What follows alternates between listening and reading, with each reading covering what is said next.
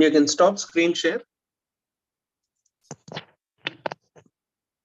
I think we're all set. Bhaskar sir, can I begin? Yeah. We're live on YouTube as well. I'll just change the setting so that only the co-host can speak.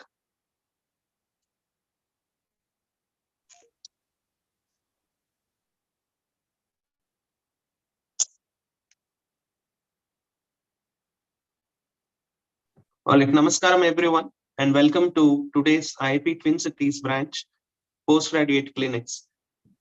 We're on 25th December 2022, and this is perhaps the last academic activity of IAP Twin Cities branch for this year of 2022. At the outset, let me thank all of you for your tremendous support for all IAP Twin Cities branch academic activities through the year. It's been a pleasure for us to host, plan, and then implement all of this only because of your very active participation and your support. On behalf of the entire executive board, I thank you all for your continuous support, and I request you to please continue the support for the coming years as well. At the outset, let me also wish you all a Merry Christmas and a very Happy New Year in the coming week. Request you all to please join us for a Thanksgiving event of the IAP PATS-TCB PATS-Con 2021, the conference which we had last year. We have a Thanksgiving event today evening at Hotel Abode. Request you all to please join us there for Christmas celebrations and also felicitation to the members of the organizing committee and a wonderful CME. Today's PG Clinics is very special. We're having it on a Sunday, the Christmas Sunday, and I'm sure we'll have a lot of learnings from two very interesting cases. Now I invite our president, Dr. Sungoj Bhaskar, to please take over, give his inaugural remarks, and then hand it over to the experts. Over to you, Bhaskar, sir. Yeah, thank you, Dr. RSV. Namaskars and good morning to all the faculty members and participants for this 12th PG Clinics on this auspicious day, that is Merry Christmas. And as Dr. Sri Krishna has said, this is our last academic event for the year 2022 with our EB as a president of EB. And I sincerely thank Dr. George, Dr. Ajay Mohan, Dr. Suchitra, and as well Dr. Udaykant for allotting 2 cases to this IAP Twin Cities branch PG Clinics. We proudly say that this is our 12th IAP TCB PG Clinics during these last 12 months. That means every month we were doing. Fortunately, we were getting cases from our academic institutions each time, every month. That shows the academicians we have. We have so many academicians, so many academic institutes that there is a plethora of academic events which we are able to organize. And my special thanks to Dr. Jayalakshmi, who is the mentor and who has supervised this case from Gandhi. Thank you, sir. And also the luckiest persons of the day are Dr. Nikita and Dr. Rishika, because it's going to be an added experience for them. It's going to be a new and an added experience that would facilitate for them to get meritorious achievements during their final exams. Thank you, sir. And our special thanks to the lead discussants of the day, Professor Dr. T. Prasad. I'm sure all of you know, is a senior person, senior IAP member and Professor Pediatrics at Common Institute of Medical Sciences, Narketpalli. And thank you, Dr. Prasad, for accepting our request. Being a Sunday, you are with us. It shows your academic interest and zeal to spread your knowledge and skills to the youngsters and upcoming pediatricians. Now we are going to have one more expert, Dr. G. Sudhakar from Kurnool. Needless to introduce him. He was the former vice president of Central Zone IAP that was covering 5 states, that is UP, MP, AP, Telangana, and Chhattisgarh. He was also a former professor of pediatrics, HOD pediatrics at Kurnool Medical College. He's a great teacher and an astute clinician. It's a music to hear to his presentations and participations. So last but very important is, my dear distinguished participants, sincere pranams to you all, because all these years, because of your participation and support, we could do so many activities. Just to say few, we could do 12 Iaptcb PG clinics, including this. We did monthly Iaptcb clinical meetings. We did 12 Iaptcb symposia and 12 different subspecialties. Even in the month of December, after doing conference very recently, we didn't leave it. We didn't leave it to organize academic programs for the month of December. It was possible. It was possible mainly because of your participation. Imagine if you are not there, if only the faculty members and organizers like me are there, it's good for nothing. So thank you once again. I thank all of you for supporting our EB during these past 12 months. We could do so many central IAP celebration weeks, central IAP workshops, and particularly promoting the breastfeeding, which was my presidential plan during 2022.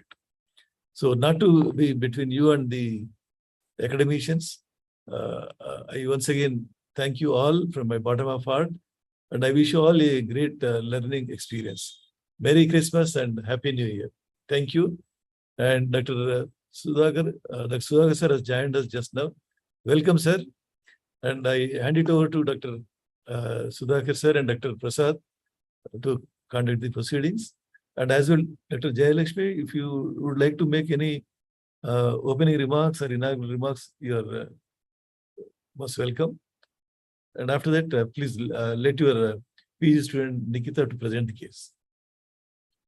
Good morning, sir. Good morning, everyone, for giving this opportunity, sir. Sir, am I audible? Yeah, you're audible and visible. Sir, this is one interesting case, sir, with the common presentation of unusual cause. Yeah, I would like to thank everyone, sir, for giving this chance. If you permit, then Nikita will start the presentation. Dr. Sudhakar, sir, a few remarks from you before we begin, sir. Hello, am I audible, sir? Yes, Sudhakar, sir. Please go ahead. Yes, sir. So thank you very much for giving me this opportunity to spend time with you, sir, now. I think this is Iaptcb PG Clinics. Please unmute. Oh, sir. So thank you, sir, for giving this opportunity. I think better we go ahead with the case scenario. And just I would like to know who are the people involved in this, sir. Yeah, This is me, sir, Dr. Sri Krishna, IAP Twin Cities Branch Secretary. Oh, And we have Dr. Sunkoj Bhaskar, sir, our president, and the entire IAP Yes. Twin Cities Branch Executive Board. Invite you to please come down to Hyderabad sometime to spend time with us as well. Wow, chala bagundi mee programs. Thank you, sir. Now over to the presenter. The first case is from Gandhi Hospital, Bhaskar, sir. Dr. Sri Krishna, Dr. Prasad might would like to. Yeah, Dr. Prasad, sir, please. Good morning, Dr. sir. Prasad is a professor at Khamenei Institute of Medical Sciences, Narkatpalli. Yeah. Oh. Over to you, Dr. Prasad. Sir, good morning, sir. Good morning. Able to hear, sir? Yeah. Yes, sir. Yes, sir. Please go ahead, sir. I am very much thankful to the organizer of TC, Dr. Bhaskar, sir, and Sri Krishna and Vamshi for giving this opportunity. And great thing you are doing, sir. Last 2-3 years, we are hearing your all Zoom meetings. Actually, it gives a lot of benefit for the postgraduates, sir. Because all medical colleges we don't have that much clinical material. Because of these meetings, our students are exposed to many clinical scenarios and cases also. Sir, you are doing good job, excellent job, sir. Congratulations to all of you. And let's begin with the present session, sir. Now I request. Yes. Thank you very much. Thank you. Dr. Nikita, unmute. Just a few guidelines to Dr. Nikita, who is present in the case. Dr. Nikita, we will do one thing. First, you complete the chief complaints and duration history of present illness. History component completed. Then we try to come to a history diagnosis. Then afterwards, we can go to general examination. We can add something. Then we go to physical examination. Then we can add up something at each and every step. Whether we would be able to arrive at a diagnosis or not, we shall see later on. Doesn't matter if the diagnosis completely goes away from what the original diagnosis is. Just let us only stick on to the method of analysis of the given symptoms and analysis, synthesis of diagnosis based upon science. Okay, let us go this way. Right, Dr. Unmute. Nikita, unmute.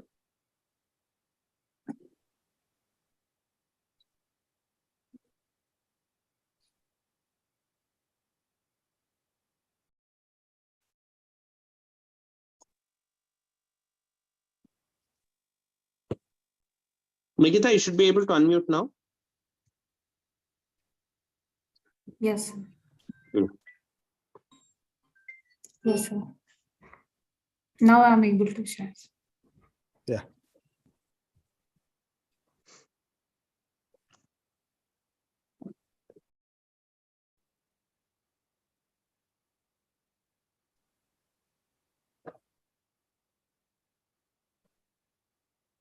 Am I audible, sir? Yes, you are. Please go ahead. Your screen is also full screen. Please go through the presentation. You can pause soon after the chief complaints or after the present illness. Go ahead. Okay, sir. Good morning, everyone. I'm Dr. Nikita, finally a postgraduate from Gandhi Medical College. First of all, wish you all a very happy Christmas, sir.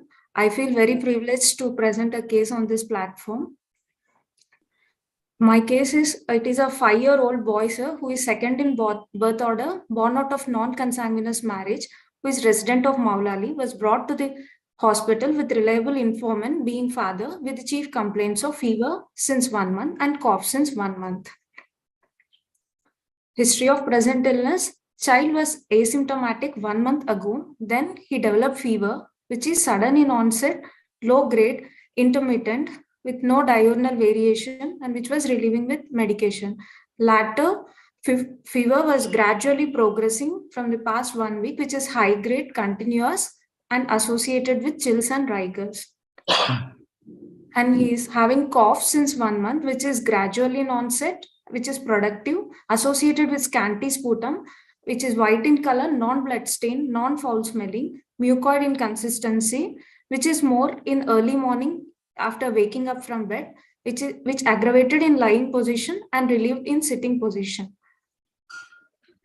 There is no history of chest pain, no history of difficulty in breathing, no history of ear pain and discharge, no history of facial edema, post-nasal drip and no nasal stuffiness, no history of pain during swallowing and no change in voice, no history of any neck swellings, no history of weight loss, no history of decreased appetite, no history of cyanosis, no history of loose stools, no history of any skin infections, no history of rash, no history of joint pains, and no history of foreign body ingestion. Past history. Child was apparently asymptomatic till 15 months of age. At first admission was at 15 months of age, where child initially had fever, cold, and cough, which is associated with difficulty in breathing. Child was then admitted to a hospital and took treatment for 1 week. Then second admission of this child was at 18 months of age, where child had history of gastroenteritis with severe dehydration, for which he was hospitalized and took treatment. From 18 months of age to 26 months of age, child was having recurrent episodes of cold and cough, fever once in every 2 months, for which he took treatment on an OP basis. Third admission was at 2.5 years of age, where child had history of fever associated with swelling of left knee joint, associated with decreased range of movements, and child was hospitalized for 2 to 3 weeks and took the treatment. Fourth admission was at 3 years of age, where child was admitted for the complaints of fever, cough, and increased work of breathing. He took treatment for 5 days and he left against the medical advice. Fifth admission at 4.5 years of age, where child had complaints of cough associated with increased work of breathing, for which he was hospitalized and took treatment. Sixth admission is the present admission. In the past history, there were no history of allergies or asthma, no history of contact with active case of tuberculosis, no history of blood transfusions, or no history of excessive bleeding. This is a family history, two-generation family history, where male children of the maternal side were affected, who died in either in the early childhood or less than 2 years of age, where paternal side child had no significant history. So this child is a third in birth order. His elder sibling being normal. There is no history of any chronic cough or recurrent infections in the other sibling. No history of tuberculosis or bronchial asthma, cardiac disorders in the family. There are no history of blood transfusions in the family and no history of arthritis. Antenatal history. Mother is a booked case and had regular antenatal checkups with no history of fever with rash. She took two doses of tetanus toxoid vaccine. TIFA scan was done, which was suggestive of normal study. There were no history of intrauterine infections, no history of any gestational diabetes or pregnancy-induced hypertension. Birth history, child was a full term, delivered through lower segment cesarean section. Indication was previous LSCS with birth weight of 3.2 kgs. He cried immediately after birth and there was no history of any NICU admissions. Postnatal history, there was no history of any delayed passage of meconium or no history of delayed fall of the umbilical cord. Developmental history, child attained all milestones as per the age. No developmental delay was seen. He have all the milestones as per the age. Nutritional history, child was exclusively breastfed till 6 months of age. He was on mixed diet. He required a calories of 1500 kilocalories. There is only a deficit of 100 kilocalories and proteins of 20 grams. And he has a deficit of 4 grams. Immunization history, child was immunized till 9 months of age according to the national immunization schedule, and BCG scar was present on left upper arm. Social and environmental history, child lives in a Pakka house which is adequately ventilated with 3 rooms with a kitchen and toilet. There are totally 4 members in the family. There is no overcrowding. Proper sanitation facilities are available. Access to the safe drinking water. Father's education is high school with a monthly income of 15,000 per month. He belongs to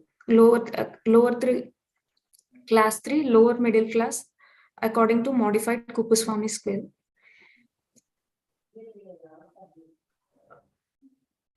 Sir, do you want me to stop here, sir? I think your history taking is completed, ma'am. Yes, sir. Okay, ma'am. Just now let us come back to the chief complaints and duration. Okay, sir. Fever is there right now for the past 1 month. Yes, sir. So this is a prolonged fever. Is it right? Yes, sir. Cough is there for the past 1 month. Yes, sir. Right. What do you want to derive out of these 2 findings? Sir, here fever is initially, it started sudden in onset, sir, which is low grade and intermittent.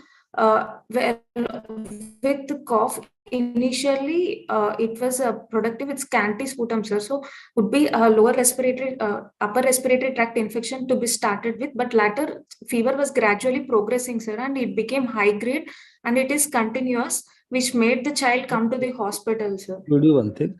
What I want is not the repetition of whatever we have discussed, how you presented so far.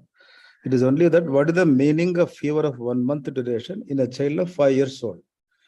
That is the only thing I want now. It is a prolonged fever, sir, or fever of unknown origin. No. What does it mean? So it could be due to what could be the probable reasons for fever in this child at this age group? Could it be infections? Can be, sir. It can be an infectious etiology. This be due to autoimmune or systemic inflammatory disorders? Yes, like sir. connective tissue disorders? Yes, sir. Third, could this be due to malignancies? Yes, sir. It can be, sir. True. So any other conditions also, they can be there accounting for 2%. Prolonged fever. Almost Yes. 98%, these will be the causes in a given child. Right, Amma? Yes. Yes. Okay. So now, if it were to be infective etiologies, because it comes under prolonged fever, right? Yes, sir.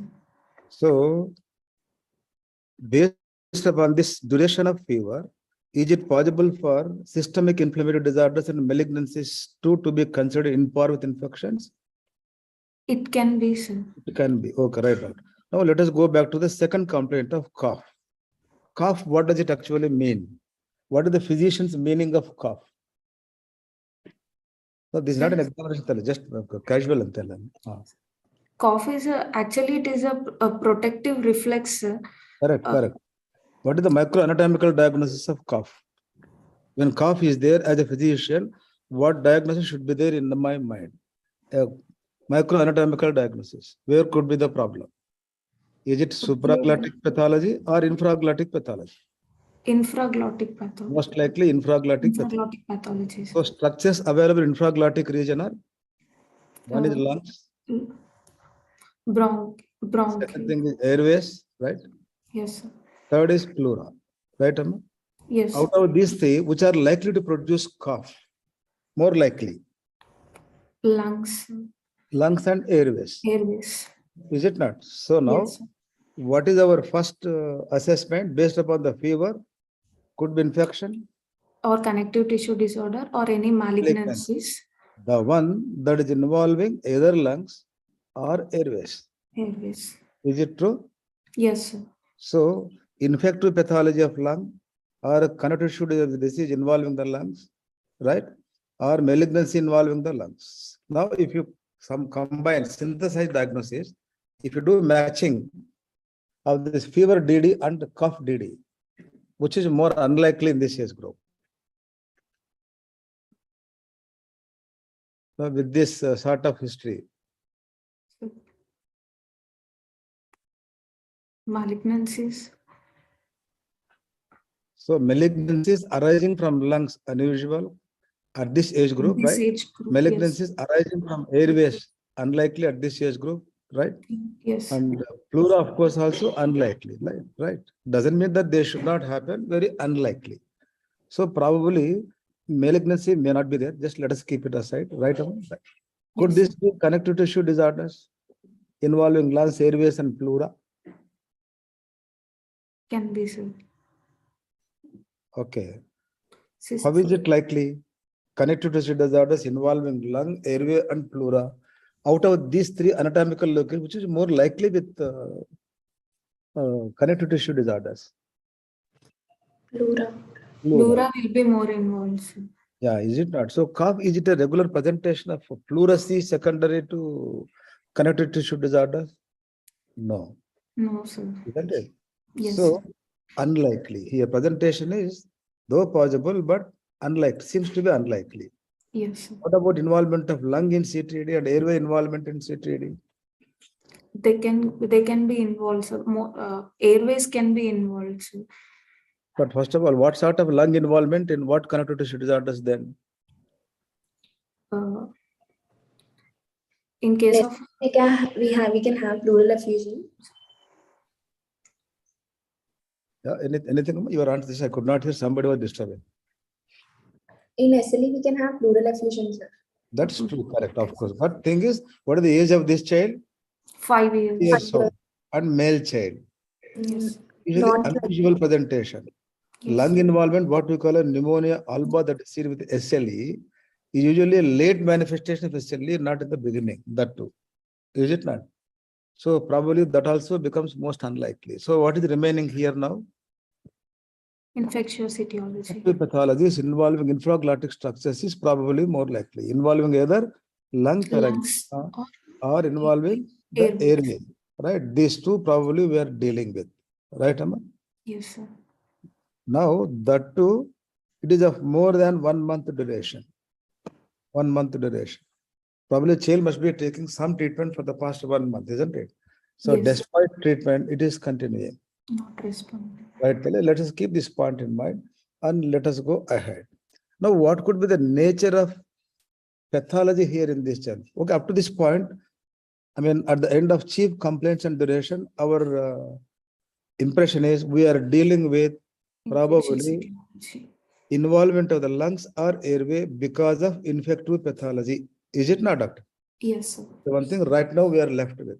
With this, I think we can go to history of present illness, right? Yes, sir. Yes, definitely. Now, cough. You have come out with the cough, right? Amma? What is the meaning of your analysis of the symptom of cough? Because you have taken the elaboration of chief complaint duration should constitute the first step of taking history of present illness. Is it not? Yes, sir. So elaboration of chief complaint means fever, how it is, cough, how it is. What information does it really give to us? Sir, here cough is gradual and it is associated with sputum. So, sputum is white in color. Most of the times, white color sputum can be because of allergic involvement, allergic rhinitis, or any sinusitis, and it is not blood stained, sir, implying there is no hemoptysis in this child. And scanty sputum, here we are not able to quantify the sputum because he is a 5-year-old child where he cannot expectorate properly, so we cannot quantify that point is accepted, Dr. That point is accepted. So just I'll ask only one point. Is it purulent sputum as far as history is concerned, or is it a non-purulent sputum? So, as according to the Sorry? mother, it is a purulent sputum. Purulent? When do you say purulent? If there are any changes of bronchiectasis changes, then we get a purulent. Etiology. Based upon the history given by you, it is a white in color, never smelling, not yellow in color. Do you think purulent or non-purulent sputum? Non-purulent. Non-purulent sputum. So now, infraglytic pathology, do you think it is a suppurative illness or do you think it is a non-suppurative pathology? Non-suppurative pathology. More likely non-suppurative Non-suppurative pathology. Right. Just can you tell me a few examples of non-suppurative illnesses we know? Just I'm trying to keep the track of time also. Okay. Non-suppurative pathologies, you know, starting from all infraglytic pathologies which are non-suppurative in nature, producing expectoration but not purulent. Yes, doctor. Any pathology, BD of pathology, not the diagnosis. What pathology can produce non-suppurative lung pathology symptoms? Could be allergic rhinitis or sinusitis. So you want to think in terms of allergic pathologies like rhinitis and sinusitis, etc. Is it not? Where you would like to get sputum. But non-purulent. Involving the infraglottic region also. That's what you mean by? Not in the... No, if that is, see, when you're taking history, it should be something like a point-based. When once it is there in your mind, every effort should be made to inquire into the history suggestive of allergic rhinitis or sinusitis, etc. Kada? Right. Okay, anyhow. But it is not a non-suppurative lung or airway pathology. Kada? The 2 points what you have told, sinusitis or rhinitis. Infraglottic pathologies, to your knowledge.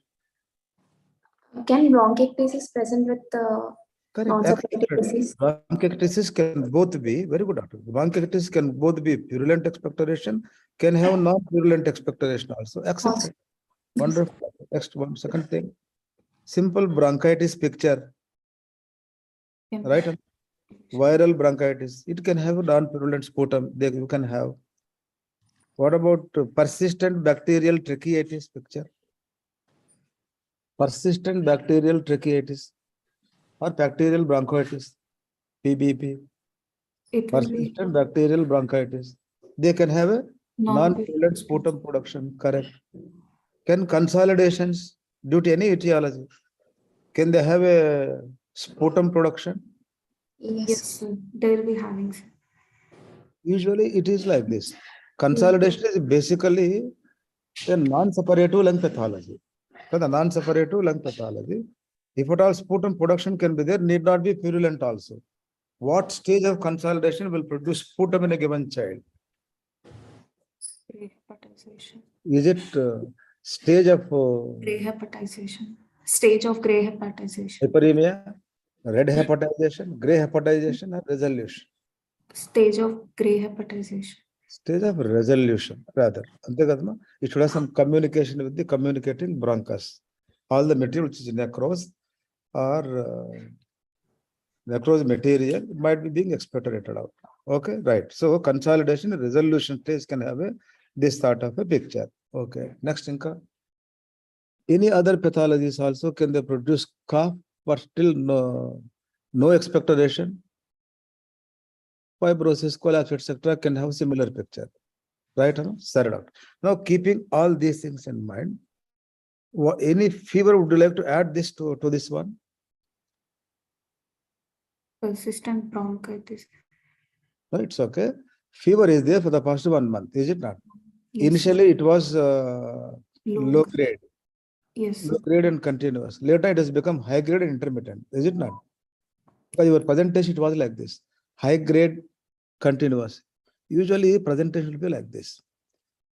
High grade fever, for it to happen, there will be what is called as a rising phase, right? Then what is called as a maintenance phase. Then what is called as a decreasing phase. Resolution phase of fever. So 3 steps will be there, right? For high grade fevers. Rising phase is the one where toxin or pyrogen is attached to set point of hypothalamus. It changes the set point of hypothalamus. Hence, it sets the body into motion to produce heat. So all heat generating mechanisms come into picture, increasing the body temperature. Let us assume it is 103. When once it comes to 103, now it is balanced. It is maintained for how long? As long as that pyrogen is metabolized, not metabolized. When once it is metabolized, its effect is lost. Once again, set point comes back to normal. That is, say 99, 98. But what is the temperature of body? 103. So what should happen? Resolution phase. During rising phase, what will be the symptoms of patient? Chills, rigors, etc. Is it not? During resolution phase? During resolution phase, assume the open body posture from closed body posture. Take out the blankets, sweatings. Isn't Yes. all these things will come into picture, right? So what I mean to say here is, intermittent fever is usually a property of a high grade fevers. During presentation, better we go like that, right? Okay, right. Now coming to this point here. So the progression of fever from initial low grade to later on high grade fever, does it point out to these trends in fever? Does it give any clue to us? Initially, it could have been started as a normal upper respiratory tract infections, but later it have progressed to lower respiratory tract where child have been progressed, infection have been So nature of disease is such that it is progressing in nature. Yes. Okay, then. Next, let us go to other complaints. Right. So right now we are dealing with a progressive, non-suppurative, either lung disorder or airway disorder or both put together, either pneumonia, bronchitis or bronchopneumonia, right? Okay, Tali. Well, these are beginning, just we'll go further. How best we can correlate things, we can see later on. Sir, Bhaskar sir. Sir, చెప్పండి sir, Sudhakar sir, చెప్పండి. Prasad sir. Prasad sir. Yeah. At this point, I will stop here. Information from Dr. Prasad sir. Sir. To correlate or to put something else. So where you will see the cough receptors present? Any other places will have cough, chronic Correct. cough more than 1 month, other than your lungs? And airways, correct? Yes, in case of asthma, there are cough receptors even present in the GI tract also, but because of any minor infection in that tract also can precipitate or exacerbate asthma, sir. Any other places you have, the middle ear is there, even sinuses are there. There also their infection will be there now. Yes, Absolutely. sir. So Yes. that also present as the cough more than 1 month duration, but may not have fevers or something. Yes. So here in history or anything, you any postnatal drip you asked of the history, postnatal drip or anything. Postnasal drip. Yes, sir. It is there anything? No, sir. There is no postnasal drip, sir. Prolonged fever more than 1 month and recurrent cough. Right? Recurrent cough. Yes, sir. Okay, proceed. Any other? Okay, right. Bhaskar sir, any input from you, sir? Sri Krishna? Thank you, sir. It's going on so well. Excellent. Please go ahead, sir. We are all mesmerized. Please go ahead. Atlanta Gadu. Any inputs from your side, Dr. Sri Krishna? I can't leave you like that. You want to have good input from you. I'm just looking for, in fact, the severity of the illness. I mean, Yeah. you discussed about suppurative and non-suppurative. I'm looking for if any complications have set in, and if any history is suggestive of a complication of the current condition which we're dealing with. Because in management, the way we have been taught, you manage the symptom, you manage the cause, you manage the complication. So if there is any complication, that should actually come up from the history also. Yeah, so up to this point, we are thinking in terms of progressive, non-suppurative like regard. So progressive means probably it is leading towards complication. Yeah. But probably I actually wanted to mean. Okay, any other input from anybody? From the department also? No issue. We have seniors like Dr. Subramanian, GV Subramanian, Dr. Tudum. Yes. Sir. Subramaniam sir? Dr. Yeah. Tudum. Let me see if I can just unmute, sir. Tudumanand is also there. Okay, it is well. It's going on very well, sir. Let him continue, sir. Right. So, thank you, sir. Yes, yes. Dr. Nikita, please continue, Tali. Right. This child is not having any chest pain, sir. This I asked because I want to rule out any pleural involvement or any acute trauma to the chest, or because of any underlying inflammation, child can have a chest pain. For that sake, this child is not having any chest pain, sir. And difficulty in breathing, usually in a case of respiratory involvement, there will not be program. Just a minute. Because already you have read this history, just we'll go one by one. You ask for history of chest pain, keeping what in mind? Sir, chest pain in a case of fever and cough, one thing is I want to rule out, ask to know the involvement of any pleura in this case, sir, because of pneumonia. Yes, sir, pleural Okay. involvement is there. There is, we are justified. Yes, next. And if there is any acute trauma to the chest, there can also be a pleural involvement, sir. So, okay. Based upon the history given to it is only fever and cough, thinking into only infective pathology. Only in that direction, just let us try to go. So no history suggests a pleurisy in this child. No, sir. Next one. Difficulty in breathing, because usually if difficulty in breathing can be a cardiac involvement, usually causes exertional dyspnea or dyspnea at rest, but in a respiratory system involvement with difficulty in breathing, there can be any chronic lung diseases like it can be post-infectious etiology, post-viral bronchitis can cause difficulty. Shall I interrupt you at this point of time? Sir. One important. No history of difficulty in breathing. What do you actually mean by that? What questions did you ask the attendant to write this word of no difficulty in breathing? I wonder. So if the child's physical ordinary activity is being interrupted while no, what did you ask? What did you ask? I am not asking the explanation. What history or points you post to the attendant to write this word of no history of difficulty in breathing? is the child always is the child if the parents have noted any retractions of the chest, lower chest retractions, and if the child is being quiet all the time, or else if he is able to do his normal One activity. small thing. If you read the WHO booklet, the first and foremost thing what they give is fever, cough. What the next thing you will immediately ask for?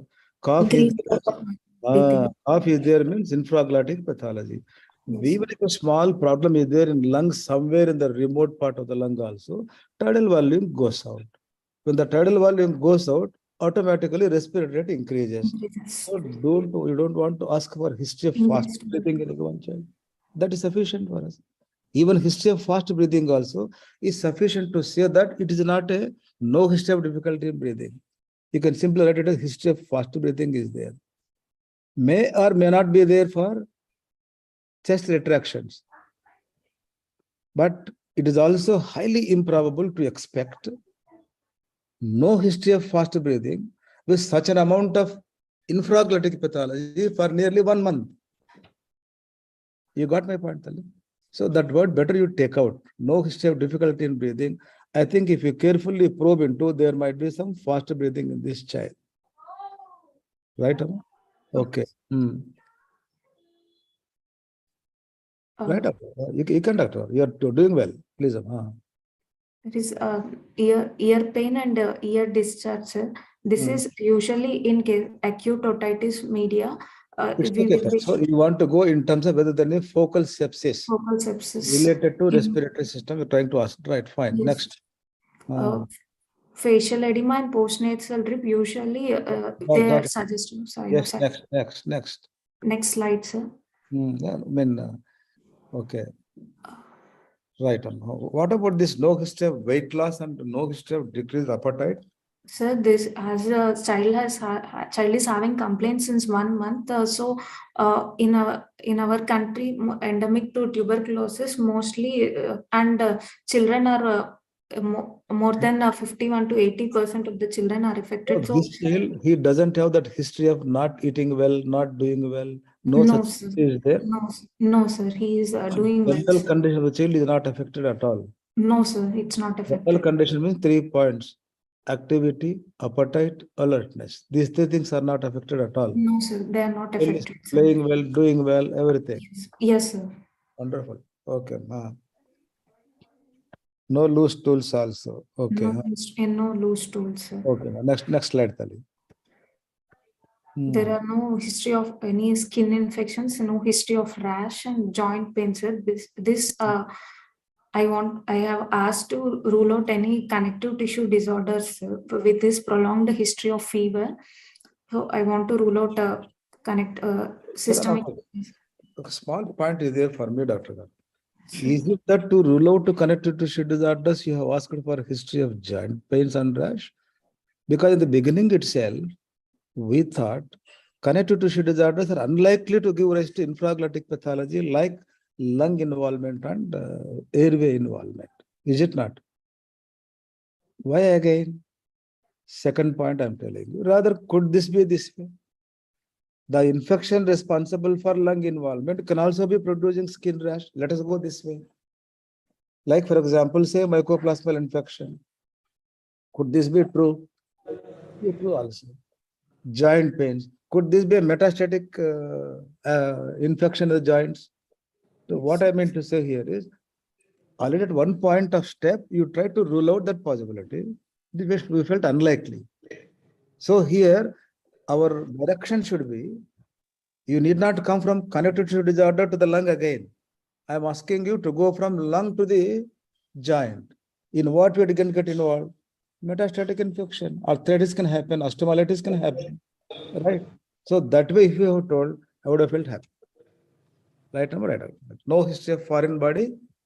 Is it ingestion or aspiration? Foreign body. That's why best way to ask that is choking spell during feeding. What do you call it as? Choking spell during the feeding. Yes. That is very important, right? Choking means got aspirated into the lungs. Indirect meaning is that. History will be typical. That history is not there. Fine, accepted. Next time. Yes. Okay, it looks interesting. So at the end of history of present illness, this is very important. Did we progress any further now? No, we are there as we were at the end of history of chief complaints and duration. Is it not? We are dealing only with the prolonged fever, number one. We are dealing with infraglottic respiratory infection. Probably it is progressing. That is probably it is ending up in some complications like separation. We do not know. So at this stage, we are at the end of history of present illness. At this point of time, just I would like to have input from my friends also, Dr. Prasad sir. So, with this history, what are the differential diagnoses you can think of? 1, 2, 3, 4. What are the things you can think of? Infectious etiology or inflammatory or connective tissue disorder or infections. What are the things you can think of? But with this history, most likely it is of infectious etiology, sir.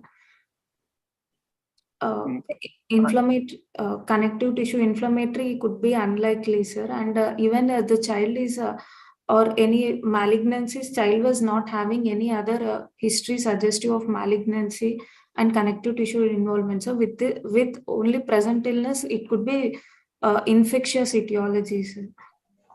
Any immune deficiency disorders you can expect? Immune deficiency, what are the history against immune disorders? Immune, usually it is a 5-year-old child, sir. For any immune deficiency, warning signs will be asking from the usually if it is any T cell immunity, there should be a child should be asked for any oral thrush or candidiasis or any no ear infection, recurrent ear infection. Yes, sir. There are no recurrent ear infections in this. Any other things? You can consider tuberculosis here. We can, yes, sir. The infectious etiology, one is a tuberculosis, sir. So what are the things against tuberculosis here? He is not having any weight loss or a decreased appetite, sir, and he is only fever initially of low grade, and it is gradually progressing to high grade, sir, with previously being asymptomatic, sir. Any airway malformations you can think of with this history? Airway, it can be, sir.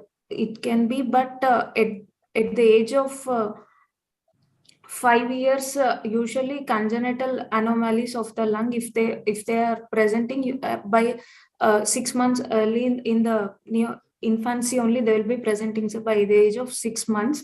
But conditions like any sequestrations of the lung or any congenital cystic adenoid malformations, sometimes they can present in early childhood also with this histories of fever and persistent cough.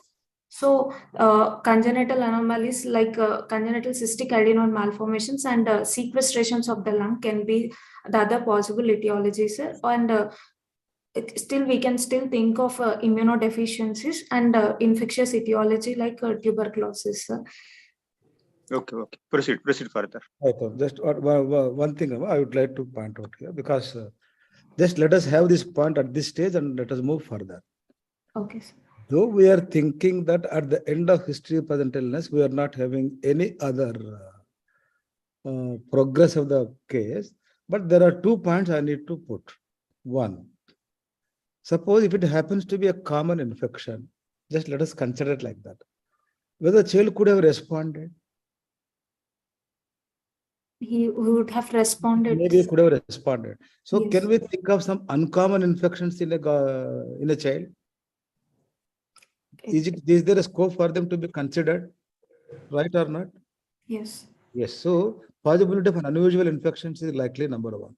Okay. Usual infections only. But why it is getting prolonged? Is it not a point to be considered in this child? So usual common infections getting prolonged, they may point out to what? Problem with immunological tolerance. Yes. So they may point out towards probably some immune deficiency disorders. The nature may be anything. We will discuss about it later on. Okay. This is second point. Third, common infections only, which do not respond to usual antibiotics, like tuberculosis. But now I have to go get. They will not respond. Possible. Yes. What are the positive points? Yes, Sri Krishna, can you unmute those sounds? Yeah, we will do it. We will do it. Yeah. So tuberculosis, what are the positive points up to this stage in this child? I got my present. I got a present for you. Me, I'm the present. Dr. Anant garu, Dr. Anant, mute చేయండి. Thank you. Yep. Please go ahead. Yes. Tuberculosis, are there positive points up to this stage we have discussed right now? Yes, sir. Positive Fever and persistent cough lasting for more than 1 month. There is a word what is called as supportive symptomatology, right? What is supportive symptomatology here? Fever and cough of more than 2 weeks duration. More than 1 month duration, yes, sir. More than 2 weeks is sufficient kada, to consider supportive symptomatology, right, Amma? Yes, sir. Very good. So we will take it. There are positive points only. Why should we take negative? Right? Okay. And history of loss of weight, it is purely subjective. Purely subjective. The mother says, yes, we accept it. The mother says, no, we may not accept it. So that is indecisive. So at this point of time, so common conditions like tuberculosis also cannot be disproved. Right, Amma? So let us keep also this possibility. Fourth one. One is unusual infections could be. Second thing is common infection like tuberculosis still could be. Third is usual infection, but because of immunodeficiency getting prolonged. This is third possibility. Fourth possibility being really immunologically child is good, right? Yes. Could this be due to some congenital malformations of the lung also still? Yes, sir. It can be. It's quite possible. But what do you expect? Recurrent infections in the same lobe or in different lobes. That sort of history we should be able to get in the past history. Right? Yes. So now if we summarize now at this point of time, what are we dealing with? Infraglottic, pathology, infective, or maybe else tuberculosis possible, right? Maybe some other unusual infection possible. Because of immunodeficiency or any congenital malformations or any. If you ask GERD, what history you will ask? G to exclude GERD? Any history of feeding difficulties and after child if he is getting immediately after lying in like before immediately at the onset of sleep in the lying position if child is getting any coughs. And also postprandial cough. After taking food, child may have cough. It indicates GERD. Yes, sir. Okay, continue. Just a point out before going further. What about Dr. Subramaniam, sir? We're always benefited by his inputs. Sri Krishna? Nothing else for now, sir. I'm very keen to say or see what the examination findings are. Please go ahead. No, still they were long way ahead. Before we go to physical examination. Typical teacher, sir. Please go ahead. The past history is there. Dr. Anant garu, do you have any remarks? Unmute.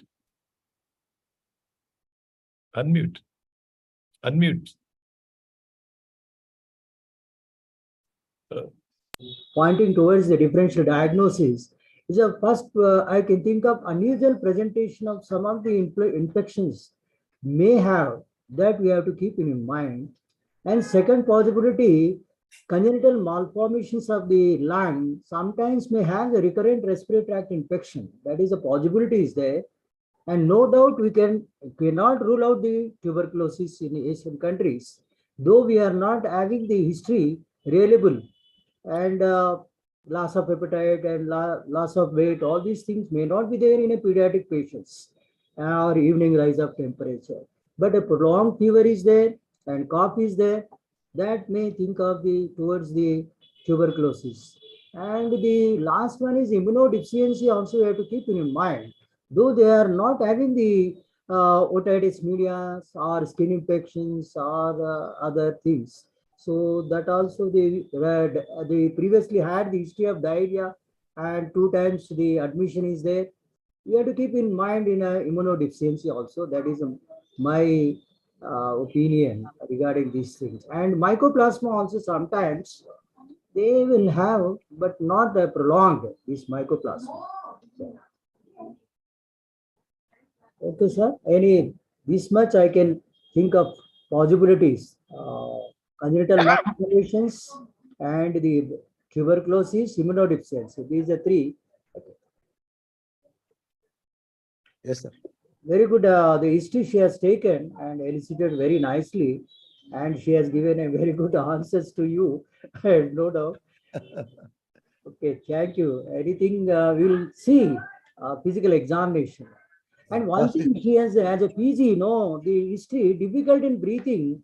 It is not a good point of asking the question what you have elicited, and that most important is the fast breathing is very, very important, and without retractions that we have to take into consideration, not difficulty or during the walking having the breathlessness or something like that. And should not, fast breathing is most important, and orthopnea is important, like that. And postprandial cough also is very, very important to rule out the foreign body aspirations along with the choking. And GERD, no doubt here, we cannot entertain here, GERD. Okay, so go ahead. Nikita, before going further, last comment here. Sir. Before going into past history, you have made a comment that rest dyspnea is usually a feature of cardiac dyspnea. Is it right? Yes, sir. Correct. Exertional dyspnea. Shall I? That is different. Okay. I will pose just only 2 to 3 questions. Just try to answer them to get at what the reality is. Right, Amma? Okay. Exertional dyspnea, will it not happen with the respiratory problem? It can happen, sir. Okay. Then what is the thing we need to concentrate more upon? In a respiratory system, sir. Usually, Respiratory system, no, both respiratory system as well as cardiovascular system, exertion brings out dyspnea, no doubt about it, right? yes, sir. Or Yes, worsens dyspnea. yes, sir. What is different between these 2 things? In case of respiratory system, there will not be any progression, sir. In a cardiac system, usually dyspnea, it progresses gradually, sir. And yes, that because word is of important. That yes, word is important, isn't it? yes, Initially, what will happen? Only with more than ordinary. physical activity, there will be dyspnea, Then sir. followed by lastly the rest. Dyspnea at rest. Right? Yes. This Yes, is one sir. aspect. Yes, sir. Why dyspnea happens in cardiovascular problem? Because of left ventricular dysfunction, sir. Because lungs are getting flooded with fluid. Yes, sir. Yes, that sir. happens initially only with more than ordinary activity. Slowly over a period of time, at rest also they may be having flooding of lungs Blood. with fluid. Right? Yes. That Yes, is to sir. say, only when the lungs are involved, then only dyspnea will happen. Is it right? Yes, sir. In respiratory dyspnea, lungs and airway, are they involved from the beginning or not? Yes, sir. They are involved Correct. from. So, rest dyspnea, will it be a feature of respiratory dyspnea from the onset of illness? Please underline this word, from the onset of illness. Rest dyspnea, will it characterize respiratory dyspnea or will it characterize cardiovascular dyspnea? From the onset of illness, it could be a respiratory That's it, Dr. dyspnea, sir. That is the question we need to ask always. That's the question we need to ask always. Right? So Yes. rest dyspnea is the property of respiratory system, not of a cardiovascular dyspnea. But what is the crucial question we need to ask? From the onset of illness. If you miss this finding, we will miss the bus. Right, Sally? Yes. And not only that, to elicit history of exertion dyspnea, we need to ask not the history of exertion bringing out breathlessness, but is it the rest that completely relieves dyspnea, which never happens with respiratory dyspnea, always happens with cardiovascular. Hope it is clear now. Yes. You can say that concept, right, Amma? Yes. Next, let us go to. So, Dr. Sir, can I also ask a question? Yeah, please, To you, please. sir, and to the, You can answer to also. add, You can answer also. sir, is there a way we can distinguish metabolic cause of dyspnea? You distinguished respiratory and cardiac. What about a 100%. metabolic cause of dyspnea from the history? 100%. Just on the dyspnea aspect. Yeah. It Shall could I be a answer or you want rapid, to? shallow breathing, sir. Let her In a answer. case of metabolic diseases, breathing will be rapid and shallow, and faster breathe. Rapid and shallow breathing will be there, sir, in case of metabolic. Okay, we will take it this way. First, let us take the point. This cough is very important here. From the onset of illness, cough is a distinctive feature of a respiratory systemic involvement of infraglottic pathology, right? Whereas cardiovascular dyspnea, only when lungs are flooded with fluid, cough symptom appears. Right, Dr. Gal? Dyspnea with cough. So only with exertion cough appears. What I mean to say, exertional cough is the symptom of cardiovascular dyspnea. System. Even without exertion, at the onset of illness, if cough is there, that is 100% Respiratory system. respiratory cough, right, Amma? So Yes. cough forms an integral component of both respiratory as well as Cardiovascular. cardiovascular dyspnea. Well, Yes. whereas quiet tachypnea is an important thing we need to consider. Quiet means it is soundless. That is to say, coughless. Coughless tachypnea is an important feature of metabolic acidosis. That we need to keep in mind. But we should also keep in mind, it can also be a feature of anxiety. It can also be a feature of fever. It can also be a feature of drug-induced stimulation of the respiratory center. Lastly, it can also be a feature of early manifestation of congestive heart failure. In the beginning, only interstitial edema is there. Cough receptors are still not stimulated, but dyspnea will be there. So this can also be a feature of early CHF. So these are all the four things we need to keep in mind. But for us, in the absence of fever, in the absence of anxiety, coughless tachypnea, for all practical purposes, speaks it as metabolic acidosis. Sri Krishna, anything if you wanted, you can add another. The Sri Krishna. Sri Krishna. I think Sri Krishna is not there. We'll move forward. Right, we will go ahead. Past history, Chapama, Dr. He was apparently asymptomatic till 15 months of age, sir. But first admission was at the age of 15 months, where child had symptoms of fever, cold, cough associated with fast breathing, sir. First admission with RTI, right? Yes, Second admission with acute enteritis with severe gastroenteritis with severe dehydration. requiring hospitalization. So severe gastroenteritis, right, Amma? Yes, requiring hospital. Third one. Third one. Go to next slide. Yes, sir. Third admission at 2.5 years of age, where a child had history of fever, which is associated with swelling of the left knee joint, sir. And and with a decreased range of movement, he was hospitalized for 2 to 3 weeks, and he took treatment, sir. Right, Amma. So what is your impression regarding this? Now we need to focus upon this. Very important for us. Yes, sir. Had swelling of the left knee joint with the diminished movements, tenderness, pain. The triad is there, you know. Swelling is there. Diminished range of movements is there. Tenderness was there. Right, Amma? Yes, sir. So it was suggestive of a arthritis. It is not arthralgia. No, sir. Right? It's arthritis, sir. Is it monoarthritis or polyarthritis? Monoarthritis, sir. Mono. So what could be the probable cause of monoarthritis? Sir, it is an acute onset. So could be possibility could be a septic arthritis involving one joint, or can be a reactive arthritis, or it could be a tubercular arthritis also, sir, involving only one joint. Okay. Even to that matter, JIA also can have single joint involvement very rarely. Oligoarticular early childhood onset JIAs. Okay, Tali. Out of all these four possibilities you have told, septic arthritis, reactive arthritis, tubercular, JIA. Just I wanted to know, child was hospitalized for 2 to 3 weeks and took treatment. What happened to the child afterwards? Sir, he was not discharged with any other oral medication, sir. Just they have given, as per the history, they have given some Did the IV. child recover completely? Yes, sir. He recovered completely, sir. Okay, doctor. So what does it actually mean out of all these four, which is more likely there? Sir, septic arthritis could be, but it will usually be in a case of septic arthritis, treatment should be given for at least 6 weeks. But they, as per the history, This they 6 weeks depending upon the bug, right, Amma? Oh.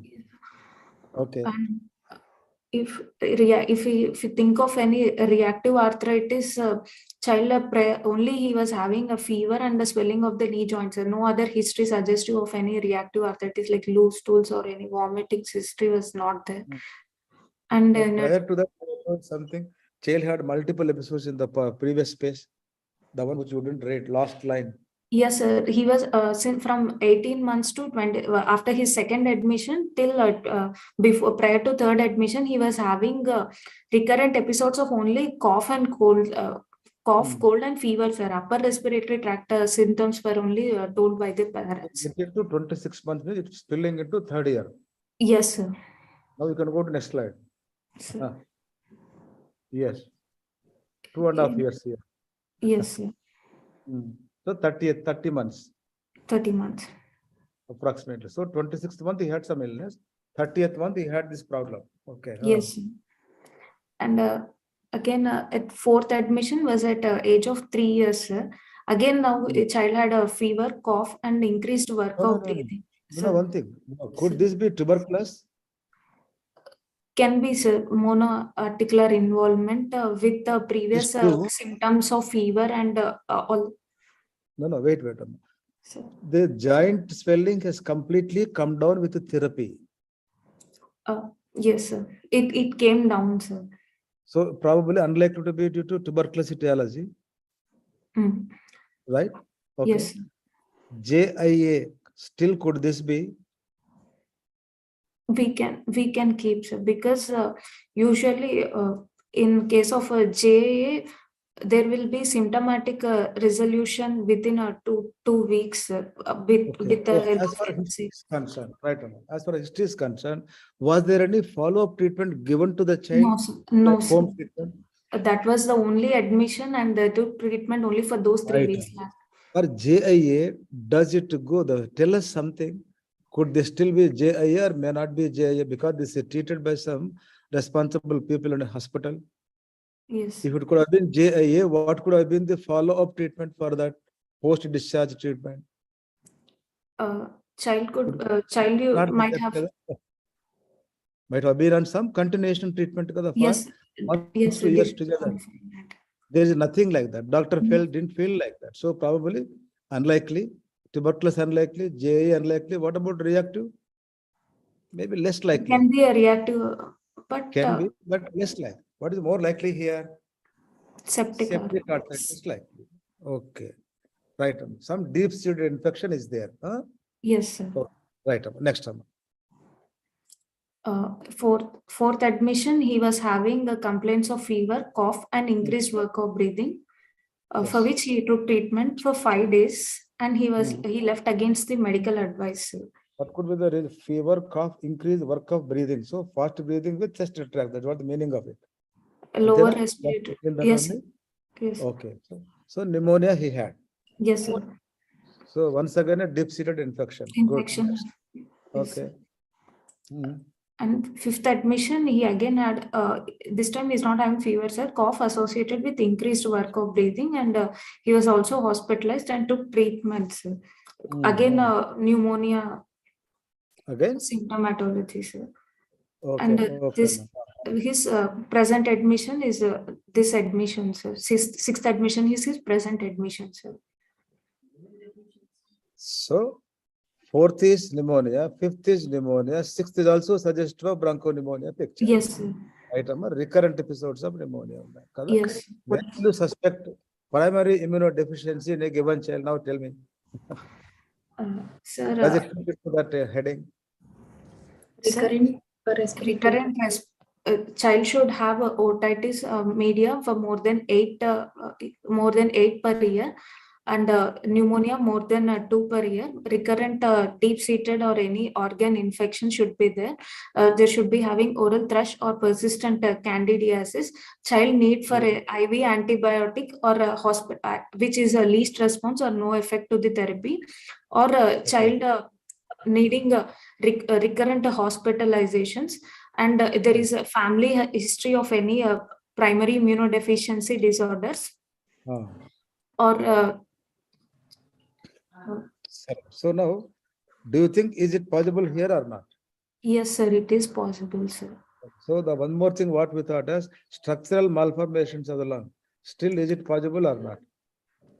So with this history, unlikely, sir, but could be one of the possibility, but involvement of joint and acute gastroenteritis history, unlikely, sir. If it is only a recurrent respiratory tract infections for all these years, we can think of any structural lung malformations, sir. Multiple systems are involved here. Involvement here, yes, sir. Very good. That's what point I wanted here. So multiple systems, deep-seated infections, plus recurrent episodes. Recurrent infections. So every ground is prepared in every way to think in terms of a probable immunodeficiency disorder. What is the nature of immunodeficiency disorder? We need to dig out now. Okay, right. Yes. So immunodeficiency becomes a important entity right now here. Avana? Yes, sir. Okay, Tali. Any other things in past history? That's it. Any genetic disorders affecting lungs can consider on differential diagnosis? Cystic fibrosis can be there, sir. Yes, here we can also keep it, but this child, he is not having any symptoms of failure to thrive is not there in this child, sir. Though he had a history, only one episode was there, sir. He is not having any complaints of recurrent loose stools or any fat malabsorption symptoms or any failure to thrive, sir. He's just having only respiratory symptoms. So one possibility could be a cystic fibrosis, but after immunodeficiency, you can consider also cystic fibrosis. Okay.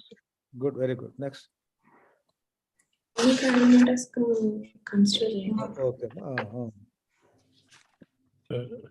Whether these entire things are could be the reason because of asthma, allergy, asthma. Could be, sir. It can, sir. It can be in a reverse way because of that infection. In any, as sir have asked me, any other site infection could have exacerbated this condition. Not clear. If it should be an asthma child, I may have fever or he may not have any fever, sir. And this fever, it is lasting for a prolonged duration. So asthma, usually it comes as an acute exacerbation because of any underlying, any stimulus. Basically, we are thinking in terms of febrile illness. Yes. Febrile diagnosis. Okay, let us leave it like that. Yes, doctor. Next. This is a family history, sir. Very good, doctor. What is your impression of this, Tama? Sir, here maternal side male childs are affected, sir. This is a 2-generation pedigree where males are affected, sir. And although all the males are affected in their early childhood and females being normal, so this pattern mostly suggestive of X-linked type, sir. Being X-linked recessive and being females unaffected, and females might be a carrier. So could be an X-linked recessive pattern could be there, sir, with this. Any X-linked recessive disorders, having immunodeficiency the basic parameter? It can be an X-linked A-gamma globulinemia or Bruton's A-gamma globulinemia. Very good, Dr. Next. Other, it could be common variable immunodeficiency, sir. Right, Dr. CV add also it could be. Right. Okay. Yes. Right, next. So anything at this point of time, so past history is over now. I think Dr. Prasad sir, please sir. Sorry sir. So you continue, sir. Your time is more. No issue. Bhaskar sir will be kind enough to do some more. Surprisingly, we have 2 cases today. No, what I mean, Already 10:30. no, what I mean is from hereafter there will not be much to discuss. Whatever needs to be discussed, it is only the history only. Yes. Many times it so happens. So I don't think exam will be much revealing. So anything at this point of time, Dr. Subramaniam sir, if he's there in the line? No. Dr. Sri Krishna?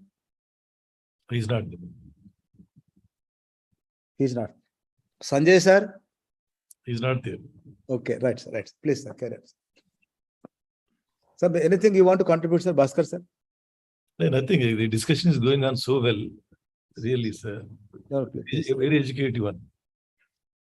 And Carry on. we have YouTube recording that will be circulated to all the PGs. Okay, sir, please, sir. Right, sir, please, carry on. There is no family history significance, sir.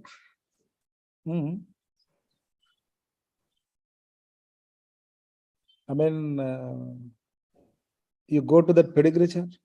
Sir. Okay.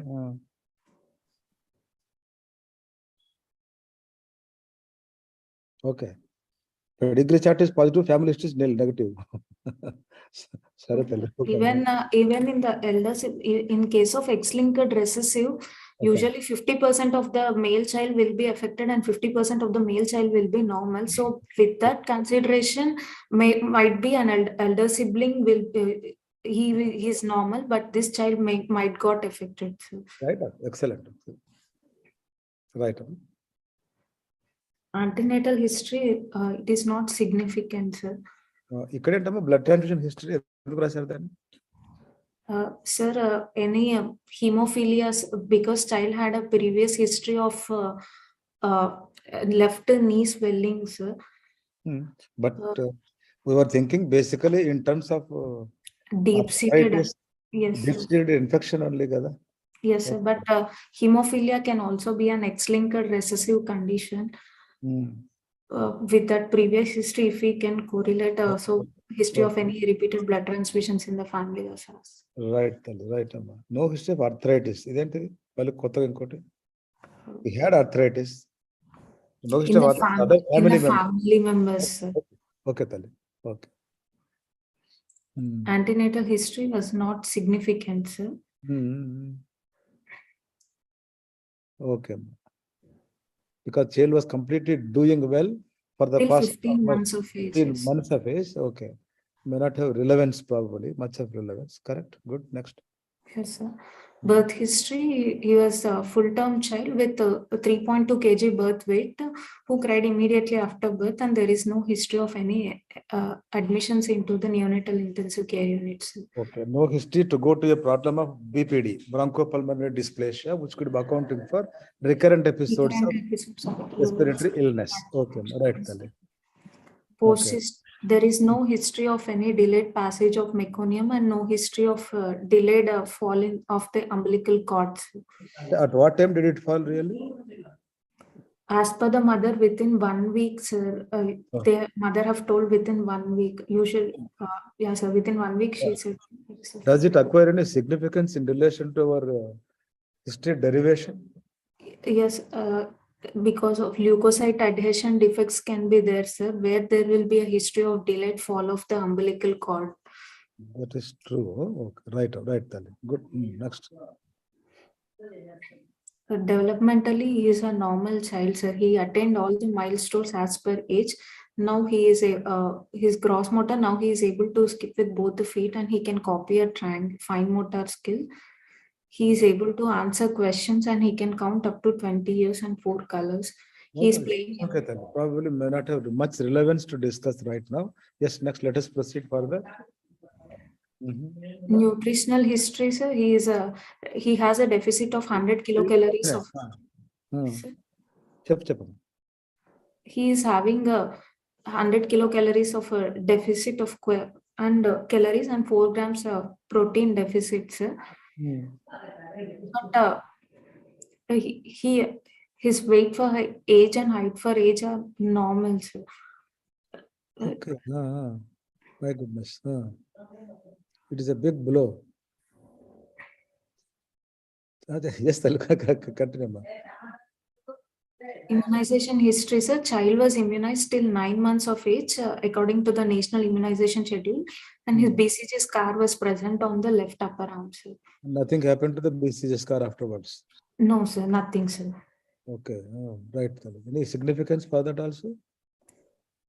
If we are thinking of immunodeficiency like X-linked A gamma globulinemia, sir, because T cell will be intact in that, and BCG, it is usually mediated through T cell immunity, hypersensitivity reaction. So it can, BCG scar can be present in that children. Sir.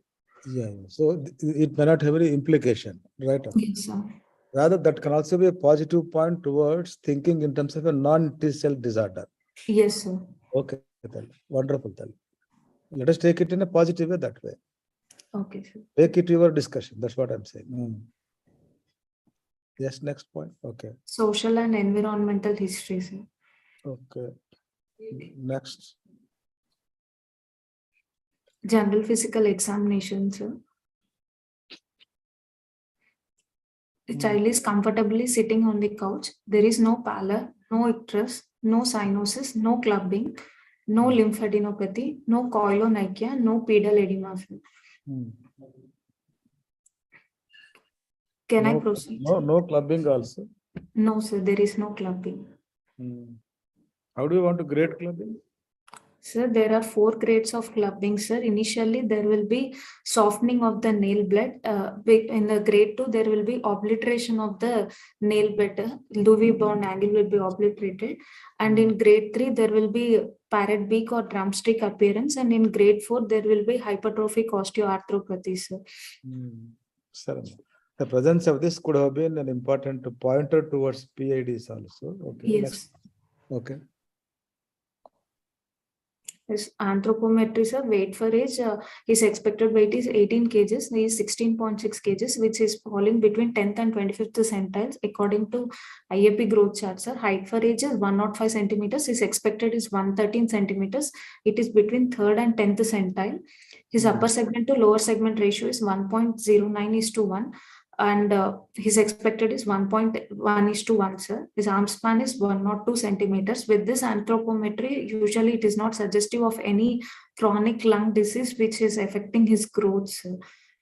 What about height for age? Between 3rd and 10th centiles. What is normal? What is abnormal? Less than 3rd centile, we consider it is at stunted, sir. Between 10th to 50th centile is normal. Okay.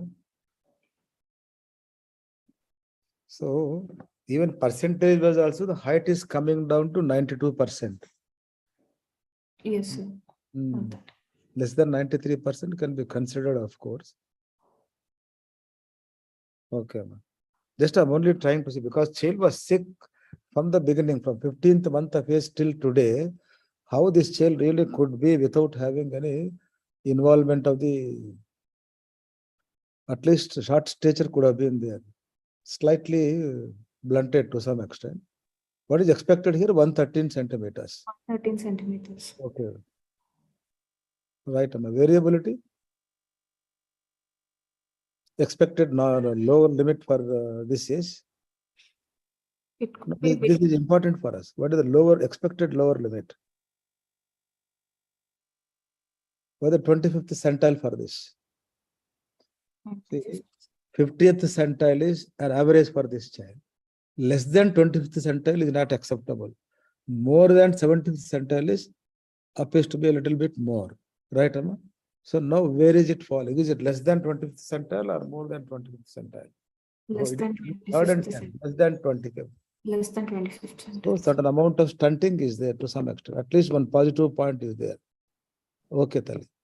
No, just I'm only trying to find out, is there anything which you can bring out something out of this? See, when these things are not falling, see, you are looking at probably less than 3rd percentile you wanted. That is only to suggest severe acute malnutrition. Right, Amma? We are not bothered about severe acute malnutrition. We're only bothered about to what extent the height of this baby is affected. Is it falling less than 20 percentile or more than 20 percentile? Falling less than 20 percentile for the age. So definitely stunted to some extent. This is one important. What about the weight for age? Is between 10th and 25th percentile, sir. Weight for height. Weight for height is also Height is normal. Right. normal, Right. sir. Okay, weight for age itself is 10th to 25th percentile. That is also a bit less. But weight for height is normal, I think. Weight it- for height is, yes, sir, it is normal, sir. Normal. Okay. Right, Tali. That is the only point available for a stunted growth is there. That is the only thing. Right. Yes, sir. Suggest of a chronic disease or a chronic malnutrition. Okay. Right. Yes, sir. But acute and chronic malnutrition is not there. No, sir. Okay. Right, Tali. Accepted. Temperature, it is a 98.7 Why I'm degrees. trying to concentrate upon that point there is, if we miss this point, we lose our ground. So among the available points, just try to pick up somewhere. So where do you want to pick up? The lower limit should also be kept in mind. See, normalcy is not a single value. It is ranging from lower limit of normal to upper limit of normal. So that range being 25th percentile to 75th percentile. Right, Amma? So definitely this is stunted. Good. Next. Is vital, sir. Temperature was 98.7 degrees Fahrenheit with pulse rate of 87 per minute, which is regular, normal in volume and rhythm. There is no radial and radiofemoral delay, and all peripheral pulses were felt equally, sir. Respiratory rate was 24 per minute, which is abdominothoracic type. You wrote His this blood, when the child is treated or when the child got admitted? sir. This is at the after. Treatment. Yes, sir. Okay, Tali. Then that is acceptable. Because entire thing we discuss something like there should be fast breathing, there must be difficulty in breathing. Now we can't say that it is less than 30. Okay, right. SpO2 in room air is 96%. Yes, next slide, Amma. Yes, you can move on. Okay. Head to toe examination. His head was normal, sir. In eyes, there are no bited spots, no conjunctival dryness, and no flickten. Ears normal, no discharge. Mouth no cheilitis. Neck was normal. Extremities normal, and BCG scar was present on left upper arm. Chest wall, there are no deformities seen. Abdomen normal. Skin no erythema nodosum. External genitalia was normal. Spine was normal, sir. Systemic examination. Upper respiratory tract examination, nasal cavity, there are no deviated nasal. One thing, Tali. So at the end of general examination, only one finding we have got with us. Entire general examination, it is below the lower limit of normal for the age as far as height is concerned. Antena? That is Yes. only finding we have with us. Yes, sir. Right. But important finding. Next. Respiratory system. Upper respiratory tract examination, nasal cavity, there is no deviated nasal septum or polyp, no nasal congestion, no flaring of ala nasae, there is no bleeding or foreign body, no tenderness over sinuses. Ear, external auditory canal is bilaterally normal, tympanic membrane is pearly white, there is no discharge. Oral cavity, child had good oral hygiene, there were no dental caries, no cleft palate, no oral thrush, anterior and posterior pillars appears normal, and tonsillar fossa is empty. Sir. Tonsillar fossa is empty. Empty. Okay. So what is the age of this fellow? Is the 5 years. 5 years. 5 years, sir. Yes. Okay, చూస్తాడు infant లా కనిపిస్తున్నాడు సరే. Same patient. Patient's photograph only, this one? Yes, sir. This is from Right. lower respiratory tract continuation inspection. There is a skin over the chest normal. Trachea, it appears to be midline. Apical impulse visible in the left fifth intercostal space in mid-clavicular line. So chest is asymmetrical with slightly flattened on the left side. One thing, just sorry to interrupt, Amma. Generally, is there any lymphadenopathy in this child? Because there are no tonsils formed. No lymphadenopathy, sir. No lymphadenopathy anywhere? No, sir. No lymph nodes were palpable. Okay. Axillary, supraclavicular, everything. No lymph nodes were palpable, sir. Not even post-occipital lymph nodes. No, sir. They're commonly seen almost every baby. Yes, sir. Because of scalp. Great. trachea appears to be in midline. Apical impulse visible in left fifth intercostal space and mid-clavicular line. Chest is asymmetrical with a slightly flattened on the left side. Movement of the chest wall is asymmetrical with a decreased on the left side.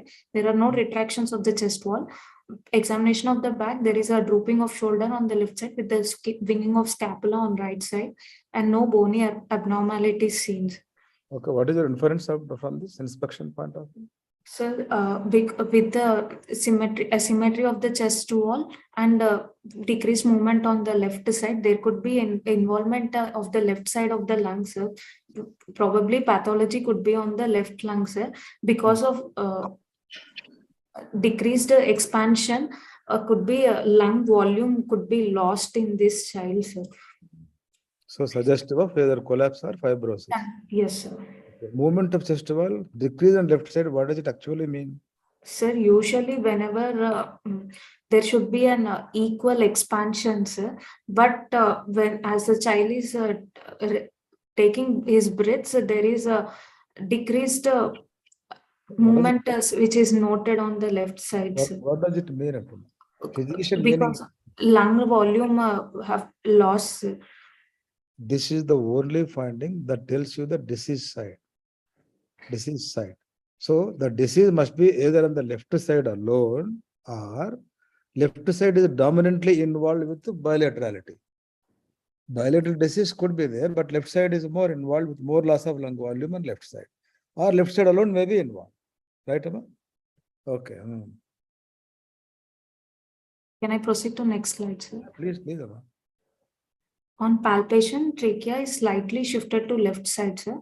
Apical impulse palpated in left fifth intercostal space in mid-clavicular line. Chest wall expansion, there is 2 centimeters expansion, sir. 54 centimeters in full inspiration, 52 centimeters in full expiration. AP diameter, anteroposterior diameter is 13 centimeters. Transverse diameter is 19 centimeters. And there is asymmetrical expansion of the chest with a decreased movement on left side.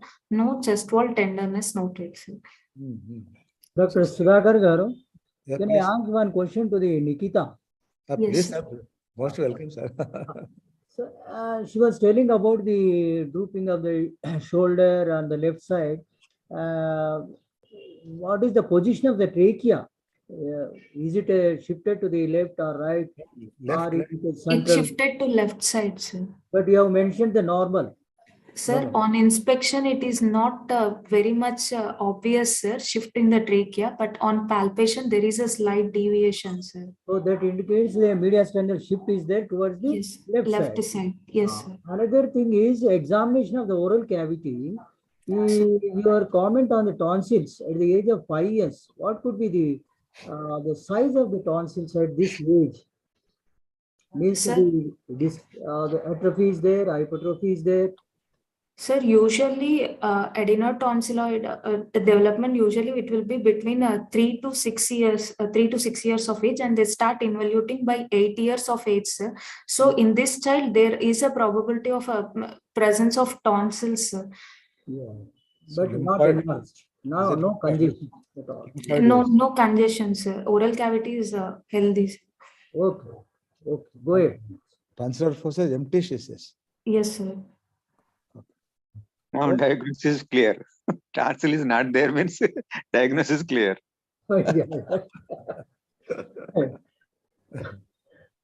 Maybe she could have hide that finding. Yeah, I heard. Okay, right, Nikita, Chapam. Vocal fremiter, sir, in supra on right side of the lung, supra in all the areas of the lung, it is normal, sir. It is Okay, tell me, what increased. does it mean, Amma? Increase vocal femurs, what does it mean? Sir, it usually it increases that there is a underlying lung consolidation or collapse, sir. Collapse, is it peripheral collapse or central collapse? Sir, could be a central collapse.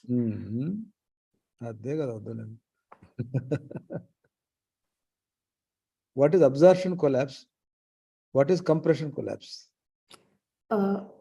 Compression collapse is because of the external any lymph node, any obstruction to the bronch because of any hilar node or any mass obstructing the airways leading to the collapse of the lungs, sir. That is absorption collapse. Central areas are being obstructed either from inside or from outside, and air gets absorbed. Ante kadamma. Yes, sir. If massive pleural effusion is there, it will be compressing the lung towards xylem. Kada. Atla Yes. kadamma. Peripheral atelectasis lo vocal femtus perugutunda. Leka central atelectasis lo perugutunda vocal femtus. It, Peripheral kada. Airway should be there kada, patent to bring the air to the periphery. yes, sir. That's simple logic. Right, next one. Any crowding of the ribs are there? Sir, on cross examination, it is not there, sir, but in chest X-ray, there is a slight crowding of the ribs seen. Right, Okay. next one. Okay, next. On percussion, there is a resonant note on direct percussion. Indirect percussion, on the right side, in all areas of the lung, there is a resonant note, sir. On left side, the note is impaired, sir. Just a word, Amma, can you tell me the impaired or dull note? Dull note, isn't it? What is the pathology you need to consider if dull note is there, Amma? Underlying consolidation can be can cause a dull note, sir. If it is a in case of pleural effusion, there will be a stony dull notes. So could this be a collapse? Correct. Yes, sir. Could it be a cavity? Correct. Cavitated. Yeah. This could be a consolidation. Yes, sir. Can be consolidation. Correct. Could this be a thickened pleura? Changes of bronchiectasis. Yes, sir. Okay, right. So out of all these things, which will have increased local vocal femtus? After all these 5 possibilities, you said these are all the 5 possibilities because of dull note. Yes, sir. Vocal femtus is increased. So what does it mean? Consolidation. Could be peripheral collapse, right, Amma? Yes, sir. Okay. Consolidation. On auscultation, on right side, in all areas of the lung, there is a vesicular breath sound, sir. So same meaning, huh? Right, then. Same meaning. Next. Vocal resonance, it is in all Same areas. thing. Yes, next. There are crepitations heard on the left supraclavicular, suprascapular, infraclavicular, and in axillary regions on auscultation, sir. No other added sounds heard in all areas on right side of the lungs. Other system. Doubt just a bit inaccurate. Yes. Crepitations heard on left supraclavicular and the suppose if it is a bacterial infection, just let me assume that if it is a bacterial infection, body has got, this is very important for our discussion on diagnosis. Body has got the ability to localize it to a particular focus. Say, for example, nasal septal abscess, tonsillar abscess, acute purulent bronchitis, lobar pneumonia, isn't it? If there are bacterial pneumonias, body would be able to localize them to a particular portion. Right, Amma? Yes, sir. But here in this, the examination is suggestive of consolidations. History is suggestive of pneumonia history is there. Right, Amma? But examination of the respiratory system reveals multi-lobar involvement. Suppose if it is lower lobe, you could have got only the back findings. Yes, sir. Right, Amma? If it is upper lobes or middle lobes, could have been only in the front. Yes, but sir. both are there here. What does it mean? Involvement of the whole Multiple lungs. lobes are involved. Yes, sir. Does it give us any clue? Inability on the part of immune system to localize infection to a particular region. So deficiency of the immune system is there. This is an important point we need to bring out from your examination component. Right, Tali? Yes. Right. Next point. Other systems examination, cardiovascular system inspection, no visible scars or pulsations over the chest, no precordial bulge, apical impulse in left fifth intercostal space in the midclavicular line. So palpation, apex beat is in left fifth intercostal space in midclavicular line, no palpable thrills or no parasternal heave. Auscultation, first and second heart sounds are heard. There are no murmurs.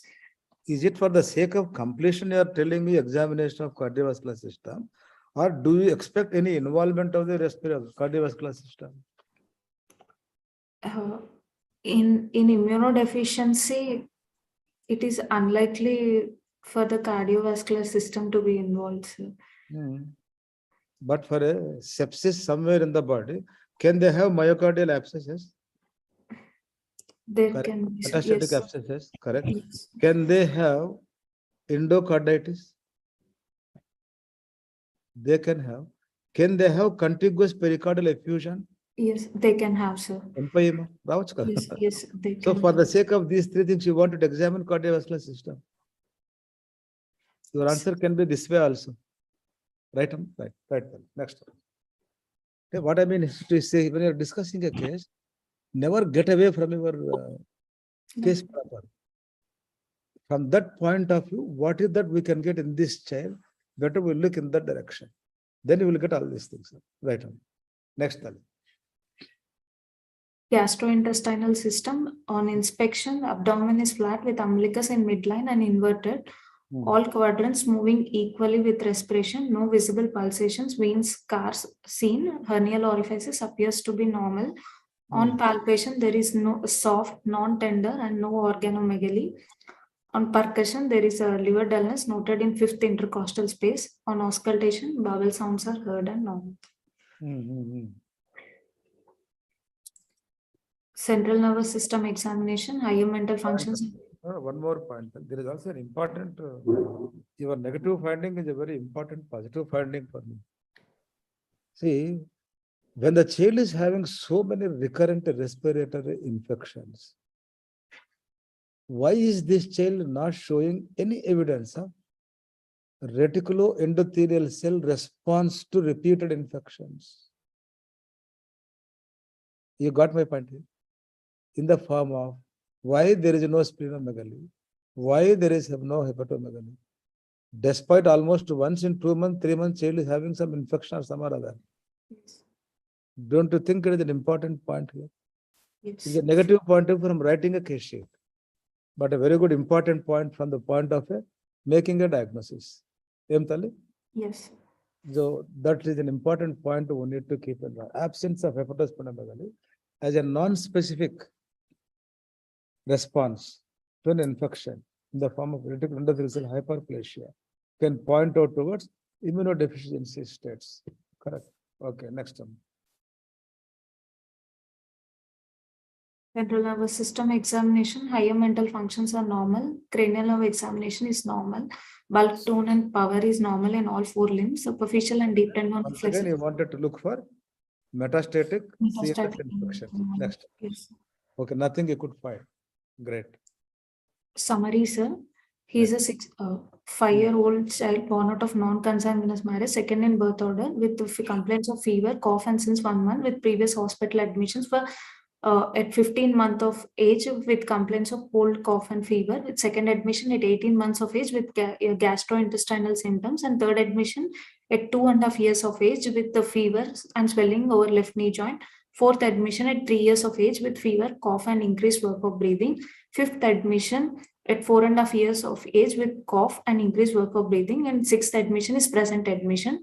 On examination, there is a asymmetry of the chest wall on left side with the drooping of the shoulders on left side with a resonant with a impaired note on percussion and bronchial breath sounds on auscultation on the left side of the lung with tonsillar fossa empty, and there is no cervical lymphadenopathy and the systems being normal, sir.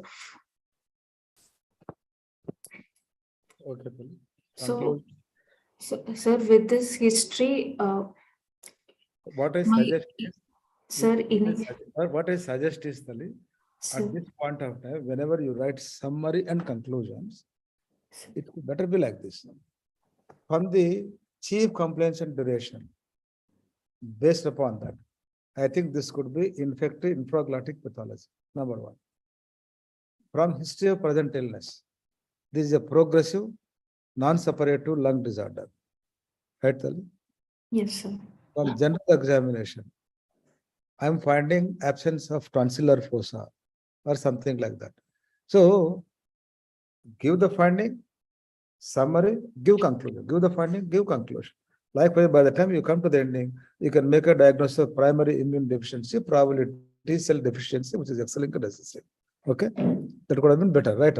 We'll go to next slide. Sir, with the history of presenting illness and complaints of fever and cough for more than a prolonged duration, initially probable diagnosis was structural lung diseases because of recurrent respiratory tract infections and with decreased breath sounds with bronchial type of breathing. But against for structural lung abnormalities present, one is age of presentation.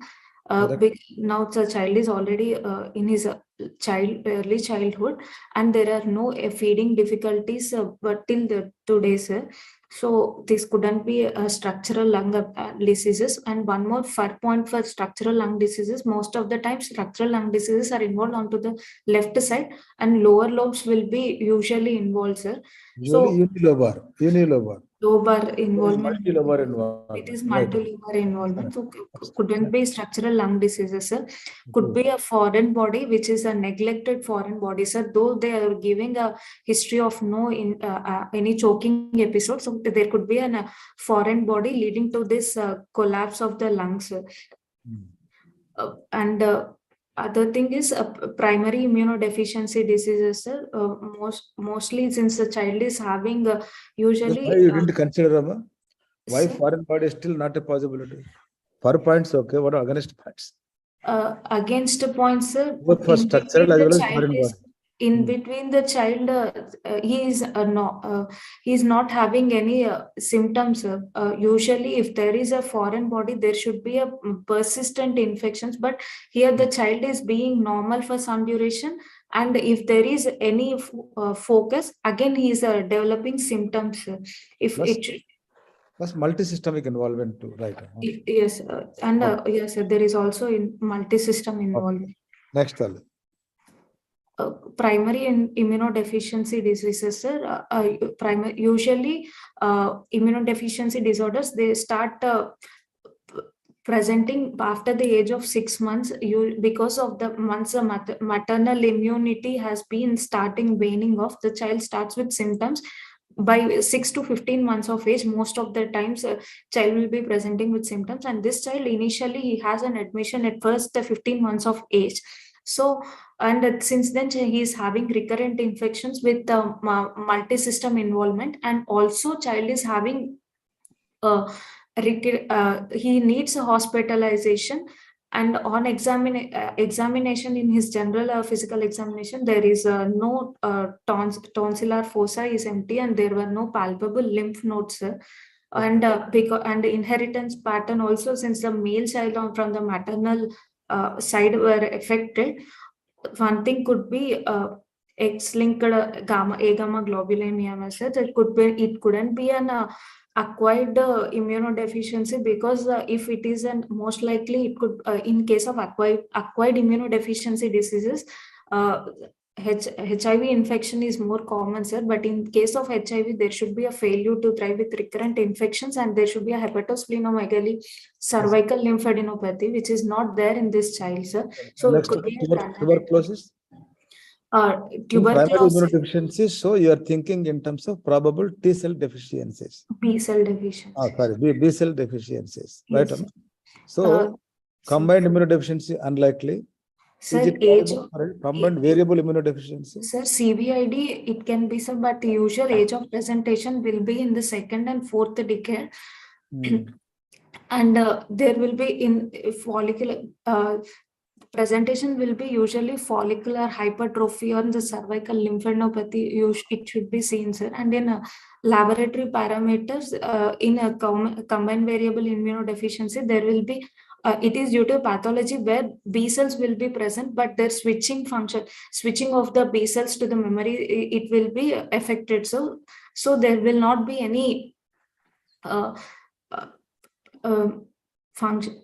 There will not be B cell memorize like switching, class switching recombination of that B cells will not be there in common variable deficiencies. Clinically, there will not be any follicular, there will not be any tonsil or follicular hypertrophy. Tuberculosis, still you are considering them? Now it cannot, it is less likely, sir. Cystic fibrosis less likely, you already told. What about tuberculosis? Still, is it possible? Do we need to send for CBNAT? We have sent the samples. Still, we need to consider. Consider, yes, sir. Yes, Yeah. sir. Good. So only two things are there right now still with us. One is primary immunodeficiency. Immunodeficiency and Second tuberculosis. is tuberculosis. What are the agonist points for tuberculosis in this child? So there is a child is a general physical examination of the child is good, sir. There is no law, and child is not having. If you think entire thing is a continuum, He in disappearance between. of tuberculous arthritis without ATT unlikely. Yes, in Right. between there is no Okay, right. normalcy in between, and again child is being affected. Right. Next slide, Pantali. Investigation, sir. His WBC count was 9,590 with the RBCs being 5 million, sir. HP is 10.1, hematocrit is 34.4. His platelet count is 4,76,000 with the neutrophils of 53.3% and lymphocytes 36.5%. Monocytes were 2.9, eosinophils were 7% and basophils were 0.3%. His renal function test and liver function test were within normal limits. Serum albumin is 3.99. His electrolytes are normal, sir. His C-reactive protein is negative. His erythrocyte sedimentation rate was 25 mm and 55 mm at the end of first and second hour, sir. His serum calcium was 9.2. His serum phosphorus was 4.1. His MON2 was negative, sir. Gastric aspirate for CBNAT was negative and HIV was non-reactive, sir. Okay. So any derivation at this point of time? Sir, MON2 was negative and gastric aspirate for CBNAT was negative, sir. So tuberculosis can be unlikely, sir. Okay, right. Next. His sputum was 10 for gram staining and KOH mount. On KOH mount, there were no fungal elements. On gram staining, pus cells of more than 25 for high power fill and epithelial cells of 10 to 25 for high power fill with gram positive coca in pairs, chains and tetrads and with few gram negative bacilli and aerobic spore sparing bacilli were seen, sir. No specific organism was identified, sir. Okay. This is his chest X-ray PA view, sir. It is his skin and subcutaneous tissue are normal, sir. On the trachea appears to be slightly shifted to left side, sir, with the mediastinum onto the left side with the loss of with crowding of the Compensate emphysema on right side is also on right side with the hyperinflation onto the on right side, sir. right. His ultrasound of chest was left with a minimal pleural effusion noted with consolidation of the underlying lungs. His right high resolution CT chest was suggestive of collapse of the left lung with ipsilateral shift of the mediastinum with compensatory hyperinflation of the right lung, elevation of the left hemidiaphragm. Left minimal pleural effusion noted with trachea, carina and main bronchi are normal in course and caliber. There is no evidence of any cavity or bronchiectasis, no obvious mediastinal lymphadenopathy and visualized bones, joints and soft tissues are normal. What about this collapse of left lung with ipsilateral shift of mediastinum? What is the cause? Sir, considering it to be an immunodeficiency, usually just my point here, let me come directly to the point. Are there any hilar lymph nodes? No, sir. No, sir. Lymph nodes are there compressing the bronchus here? Sir, no, sir. Could they identify a bunch of lymph nodes anywhere in the chest? No, sir. That is an important point. That is missing anywhere. So no obvious mediastinal lymphadenopathy. No, sir. Not the lymph node enlargement I want. Are the lymph nodes visible? Based upon the general examination finding of absent tonsils, we could have asked specifically for, are we able to find any evidence of lymph nodes in mediastinum? Actually, we have asked, sir, but there was no evidence of any hilar lymph nodes in this child. Right. Next one. Bronchoscopy was done, sir. Airway visualized up to the level of only primary bronchi, and there was a mucopurulent secretions lining the bilateral airway up to the level visualized, and no foreign body was there. Right. Next up. 2D echo, there is a structurally normal heart with Great, ECG great. is Next normal. And we have done lymphocyte subset analysis. So in that CD3 plus, it is in between normal range. It is 95.3%. CD4 plus cells were 54.1%. CD8 plus cells were 34.5 cells, and CD19 it was 0.01%. But what does it mean?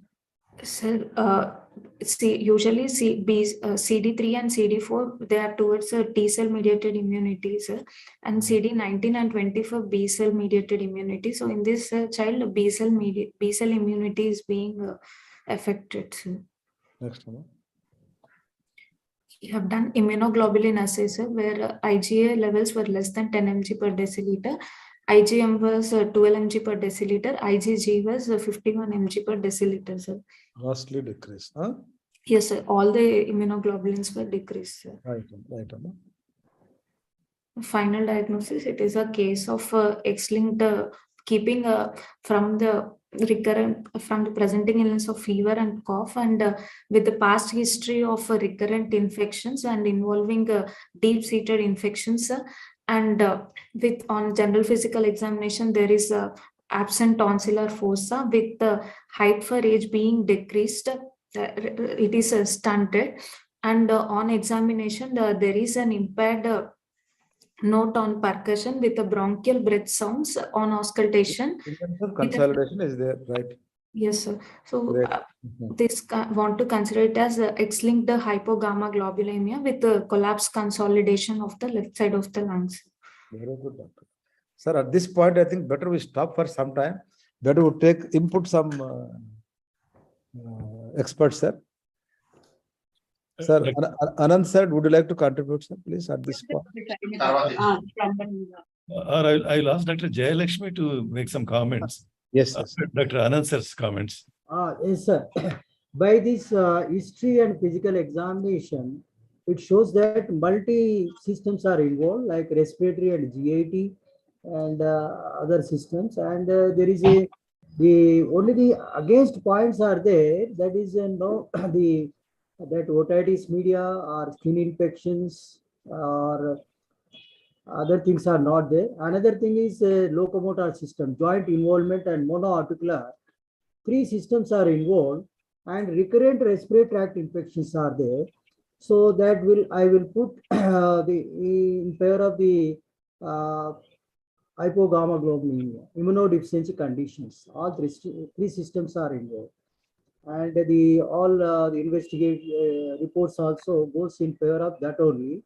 Only thing is the respiratory that the collapse of the left lung, and that could be due to some lymph nodes pressing on the bronchi causing that collapse or something, that it is not there.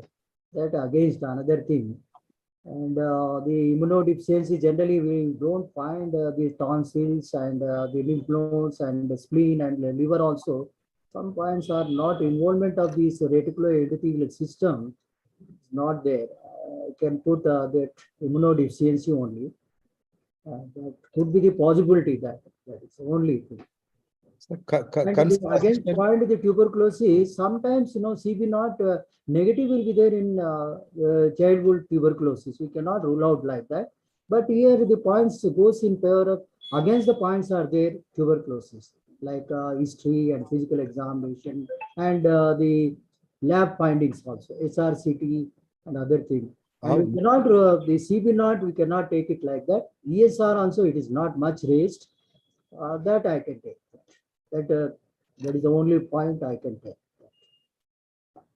The cystic malformations of the cystic adenomatoid malformations of the lung also we have to keep, but here recurrent respiratory tract infection is there. Only the lung lobes are involved, but other things are not there. That the joint involvement is there, GIT involvement is there, previous admission. So that goes against that point.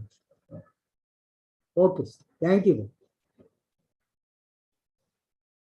Dr. Jayalakshmi, Madam, Sir, good morning, sir. Good morning, everyone, sir. I would like to thank everyone, sir, especially Sudhakar, sir. I never seen the presentation going in such a well-discussed way. I'm very happy as a part of the moderator in this session, sir. Starting from the presenting complaint like a fever, cough, how you elaborated, and the past history, how you discussed is like very, I don't know, I'm not having any words to express, sir. To come to this diagnosis, actually, we have done a lot of investigations, but with your discussion, at the end of the past history itself, we have we could able to diagnose some important things in this presentation, sir. I'm very happy as a part of the moderator in this session. Thank you so much, sir. Thank you. When I was talking about Dr. Sudhakar, he was not there. You were a little late. Actually, Dr. Sudhakar is a well-known personality, Yes, not only across Telugu states, entire nation knows him, and is the most wanted person for any clinical discussion or any academic events. Yes, sir. And honestly speaking, of all the 12, this is one of the few best discussions which we had ever seen. Yes, sir. Very good delivering, leading to the cause and elaboration. Actually, postgraduate students are required this type. I mean, they required, sir. Even in during rounds, also we may not concentrating this much clinical skills in institutes. Also, what I feel very interesting, sir. Places where HRCT or bronchoscopy is not there. Yes, if experts like Dr. Sudhakar and you and others are there, yes, they could have come closer to the correct diagnosis. Yes, sir. Yes. That's very amazing. Yes. If you all allow, we have second case. Shall we move on to the second case, or do you want to have any closing comments, Dr. Sudhakar? Unmute. Please unmute yourself. I sincerely thank you, sir, for allowing me to be part of this forum. And secondly, Dr. Nikita, very well knowledge. She presented very well, sir, so nicely. And the case is picked up so well. But only point what I would like to make here is, whenever there is something like no history, no finding, they become very important positive findings for us. That is the only, I think, essence of this case discussion today. This is what I found. Absence of hepatosplenomegaly, absence of tonsil, and absence of interval symptoms. And there are many points based upon which you could rule out many things in the beginning itself. Finally, we could come to one conclusion, but only one thing is, the one diagram that made very clear was that pedigree chart. Dr. Nikita made it so easy for me to make a diagnosis of immunodeficiency, that too X-linked A-gamma globulinemia. And it is purely because of her presentation. I appreciate your presentation, Tal. All the best also. Thank you, madam. Thank you, Dr. Jayalakshmi, madam, Bhaskar, sir. Thank you all, sir. We have one more case. Surprisingly, we have one more case. Now, may I request Rishita, are you there? Rishita, Dr. Udaykant? Dr. Rishita, Dr. Udaykant. Can I stop sharing my slides? Yeah, please. Thank you so much. I'm trying to call them. Just wait for a minute. Dr. Udaykant, మీరు ఉన్నారా? Start చేయండి. Sir, Bhaskar, sir. Yeah, Sagar garu. Chiన్న request, sir. Yeah, please. I know, you didn't have breakfast. No, You came from hospital rounds. Yes, it is a festival day, sir. Okay. My people are waiting there. Shall I go? Okay. Shall I leave now? Yeah, please. Merry Christmas to you, sir. Okay, thank you. Thank you very much. Being a auspicious day, you had accepted our request. I have been requesting him for since last few months. I'm lucky to have him today on this platform. Probably we are all lucky to have him. Such a wonderful discussion we had. Sorry for leaving you, sir. Thank you, sir. Iaptcb is indebted for you for your nice interaction. My colleagues, my few postgraduates are so much benefited. Our mentor, Dr. Jayalakshmi, you had mesmerized her. Yes, sir. And really, sir, I never seen such type of discussion. I'm very happy today as a part of this presentation, sir. Thank you, madam. Thank you. Thank you, sir. Thank you so much, actually. Thank you so much. Merry Christmas. Yes, sir. Thank you, sir. Thank you, sir. Yeah, now we have Dr. Prasad with us, Dr. Anant Garu, Dr. R.S. Subramanian, G.V.S. Subramanian sir is there. Now I request Rishita to start your presentation. Dr. Udaykant, please make some inaugural remarks. I am really sorry because you are supposed to be there with your postgraduates in some other place.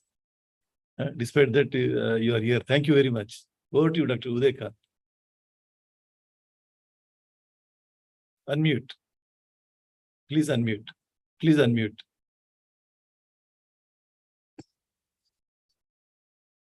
Okay, I will do it.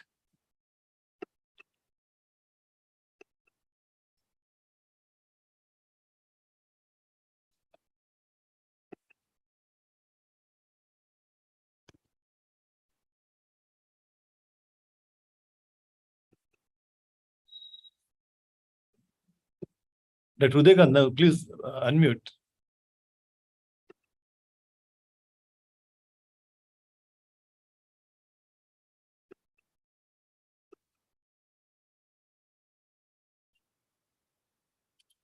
Please unmute now.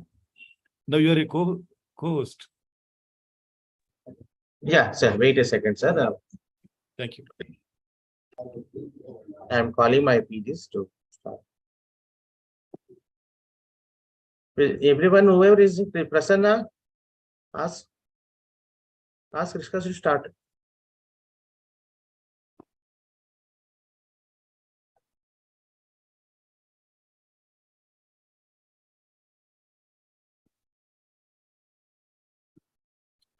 So, Dr. Nikita, so what was your experience? Sir, it was so great, sir. Initially, I was so nervous in presenting as it was my first presentation, but now, sir have enlightened my knowledge so much, sir. I have learned many points in this, sir, and I hope I have to improve in Sir, can you various unmute grounds, sir. I'll definitely improve, sir. And thank you so much for giving me this opportunity, sir. Rishika, Your presentation was very good, and Dr. Jayalakshmi, madam, was so much involved. She was making all. Yes, sir. Ma'am have supported me a lot, and ma'am have guided me a lot. A lot of gestures, so much involved. Yes, sir. Unknowingly, she was making gestures which we were all able to see them. Sorry, sir, for that, actually. No, excellent. Unknowingly, the things are coming in that way. I'm very sorry for that. Bhaskar, sir. Yeah, Bhaskar, very happy sir, to unmute all others because everybody didn't put the name. Where is Rishka? She's asking to unmute Rishka. Sure, I'll do it. Unmute. Rishita is there. You unmute, sir, for everyone. Allow everyone to unmute. Exactly which one I could not. OnePlus is there, iPhone is there, like that. Then put their name actually at the.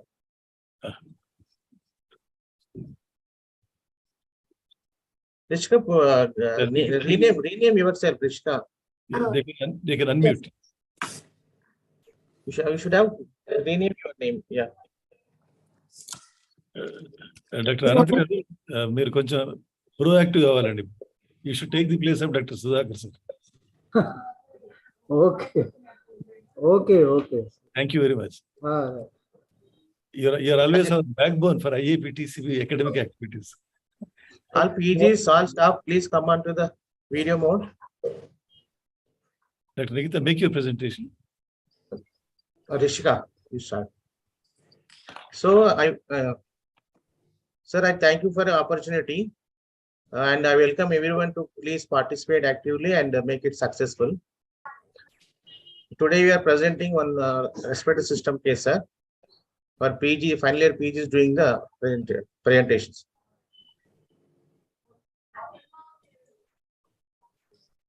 Sir, Yeah, Dr. Rishita. Sir, allow me to share the content.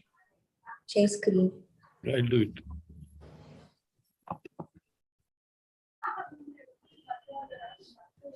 Bhaskar sir, make Rishika co-host. Yeah, I made it. Okay. Yes. Welcome.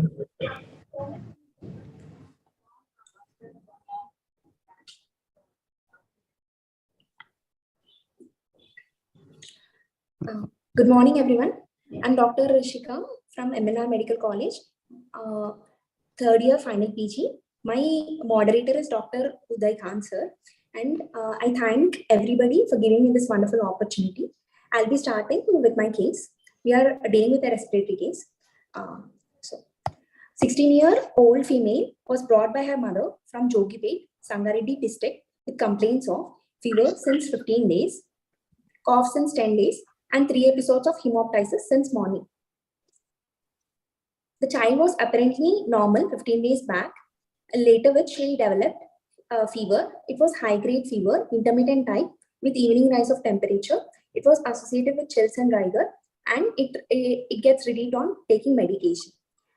Cough is since 10 days. It was insidious in onset, dry cough, no diurnal variation, no aggravating factors. Hemoptysis, 1 episode in the morning and 2 episodes after coming to the hospital. The quantity is around 10 to 15 ml. It was bright red in color. History of loss of appetite is present, and history of mother complaining that the child's clothes became loose. No history of nasal discharge, no history of ear pain, no history of sore throat, no history of chest pain, no history of breathlessness, no history of edema, no history of vomiting, no history of palpitations. Treatment history, she received injection. Before treatment, so what are the other history you can elicit with this? What are other positive and negative history before treatment? I already mentioned about nasal coryza, chest pain, breathlessness. Whether it is hematemesis or hemoptysis, how will you know? How will you differentiate? If hemoptysis, it is directly coughing out of blood, sir. And the color of the blood will be frank blood, bright red in color. In hematemesis, will have either coffee ground color appearance, and it will be associated with vomiting, nausea, and with food particles also. So we can differentiate hemoptysis and hematemesis by that. That's why. Any other negative history here? You not elicited much negative and positive history here. Only some history you elicited. Anything regarding, sir? Regarding history, negative. Because he's 16 years old, no? Yes, sir. Rash, no history of rash also. Any connective disorders, for that, no history of rash. Any allergies also. Any drug intake, drugs.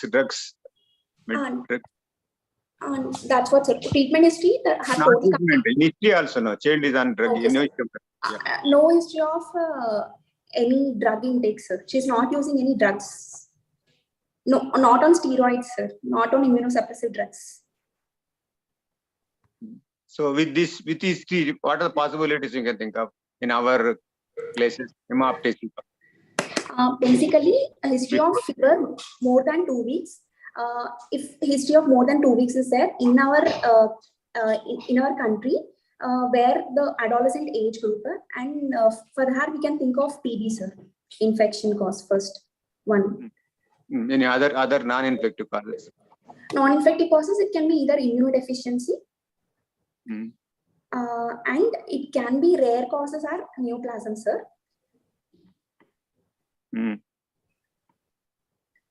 It can also be fungal infections.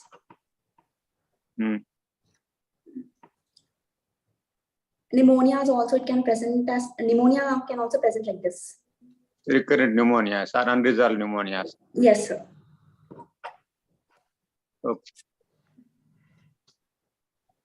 Treatment history, the child received injections for fever for 10 days in outside hospital. Past history, no similar complaints in the past. Antenatal history, uneventful antenatal history. Natal history, it was term gestation, normal vaginal delivery, and the child cried immediately after birth.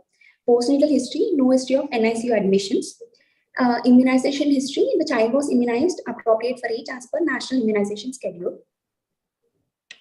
Developmental history, all milestones were attained as per age. The child is now doing her first year, good scholastic performance. Family history, no history of similar complaints in the family. No history of chronic illnesses or chronic drug usage in the family. Non-consanguineous pedigree chart. The child is born to a parents of non-consanguineous marriage, and she is the first child. The younger sibling is 14 years age. Menstrual history. The child attained menarche at 13 years of age. Her LMP was at on 1st December 2022. Her cycles were regular. Her cycles are regular. Diet history. Her observed was 1720 calories. Deficit is 400 calories. And proteins observed is 64 grams. Deficit is 40 grams. Socioeconomic status. Father's education. He studied till 10th class and he's a farmer by occupation. His monthly salary is 8,000 rupees. Pakka house, 2 rooms, separate kitchen with toilet, and no overcrowding is present, no tobacco smoke exposure. Modified Kuppuswamy, according to modified Kuppuswamy scale, it belongs to lower middle class. Summary, 16-year-old female admitted with complaints of high-grade fever with evening rise of temperature, non-productive cough, hemoptysis with weight loss, with loss of appetite. Things to be considered after this summary before examination. Your provisional diagnosis and different diagnosis report. Then you go to the examination. Dr. Prasad Garu, can Yes, I sir. ask questions to the PG now? Yeah, definitely, sir. Definitely, sir. Yes. So here, what she has projected in a tubular vision, putting in her mind only one diagnosis by this we can come out. She has to elicit the negative history is very, very important whenever there is a hemoptysis and fever is there, and mentioning the evening rise of temperature. How many cases will have evening rise of temperature in pediatric tuberculosis? And what percentage will have? And what are the other causes of the hemoptysis? She has not elicited. And moreover, the negative history is very, very important at a PG level to rule out the differential diagnosis. Don't put like that the tubular and one side only you are thinking the diagnosis. By this time your mind is only one diagnosis you are keeping. That to the tuberculosis, 16 years adolescent, and that to the Medak district. And we know that the endemic area for the niacinamide and tuberculosis in that area is there in the Sangareddy and Kohir and Jairabad, Jogipet, Andol and all these areas, we know that. But it should not present like that. That is my idea. That's what I'm telling you, sir. PC has missed most of the negative and positive history. History of contact with tuberculosis, family history, or any other thing, or recurrent infections, lung or something, or any hematological causes causing the hemoptysis, or is it only the inflammatory conditions, or only the fungal only she told, or the other things? No, female child hematological, maybe hemoptysis may be there. So that I don't think of the presentation in a soft or the healthy discussion may not be there. She put the summary, the state of the one diagnosis. Yeah. What I think. Their elaboration should be there. Yes, yes. Now, what hematological condition will cause this? Or what other non-inflammatory? Yes, sir. It's probably due to lack of time she is rushing up, sir. Okay, so whatever it is, we have to keep in mind, no, that is always negative history is very, very important in the PG level. So anyway, you proceed. The short of time is there, but you can go ahead. Go ahead. History should be you concentrate more on positive and negative history. You only 20% of the history only you elicited actually. Before. Okay. Can I add on few points, sir, in negative history? Add few points. So to rule out any coagulopathies, I will ask for any other bleeding manifestations like hematuria, melena, epistaxis. So those were not there along with hemoptysis. And as I already menorrhagia also we have to ask. Menorrhagia, no menorrhagia. Menorrhagia also, yes, Yes, sir. Yeah, Yes, sir. one Wilbrand's disease may be there. So, Yes, sir. so many things are there. No, during exam, how the examiner will ask the questions. No, that keep it in mind. Examiners, not like this presentation or whatever. Huh? Okay, okay, go ahead.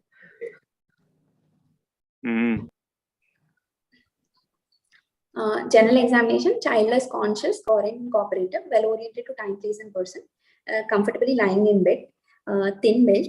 Head to toe examination, BCT scar is present, child is paler, no generalized lymphadenopathy, and SMR staging is 4. Vitals, temperature was vitals on admission, temperature was 101.4 degree Fahrenheit, pulse rate was 120 per minute, regular rhythm, normal volume, normal character. No radiofemoral delay, no radial delay, felt in all peripheral pulses. Respiratory rate 28 per minute. BP 116 by 70 mmHg in left upper limb in supine position. SpO2 was 98% on room air. Anthropometry, her height is 153 centimeters. It comes under 25th centile, and weight is 32.8 kg. It comes under less than 3rd centile. BMI is 16.6 kg per meter square. That corresponds to 10th centile. So with this anthropometry, what is your inference? What is your Child is underweight, sir. Underweight. That's all. Any other conclusion?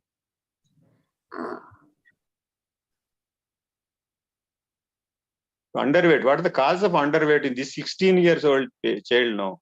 Underweight. What could be the possibilities? Underweight. It can be because of either malignancy, or it can be because of psychiatric disorders also, sir. Adolescent female. So the child may have either anorexia nervosa also, but her cycles are regular. In anorexia nervosa, normally cycles will be oligomenorrhea will be there, sir. So we can rule out anorexia nervosa also. It can also be endemic area, so it can also be TB because of that weight loss. Malnutrition, acute malnutrition also. Anand sir, anything you want to ask, sir?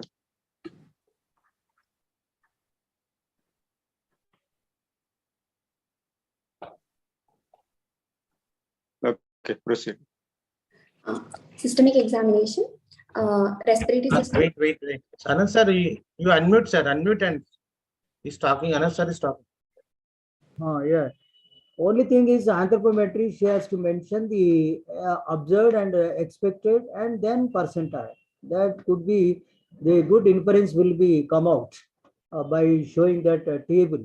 So directly she has mentioned observed in the patient and the inference IAP centiles she mentioned.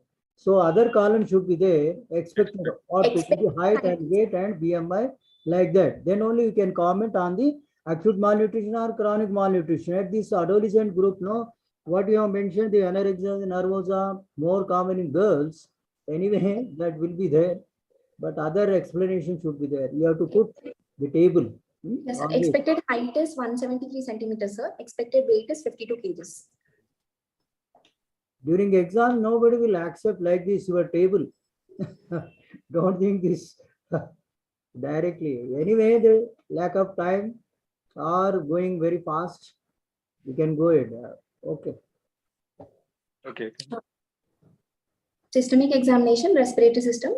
On inspection, upper respiratory tract, no deviated nasal septum, inferior turbinate is normal, oral cavity is normal, no tonsillar hypertrophy, no oral thrush. Which system is examining first? What is your complaint now? Chief complaints?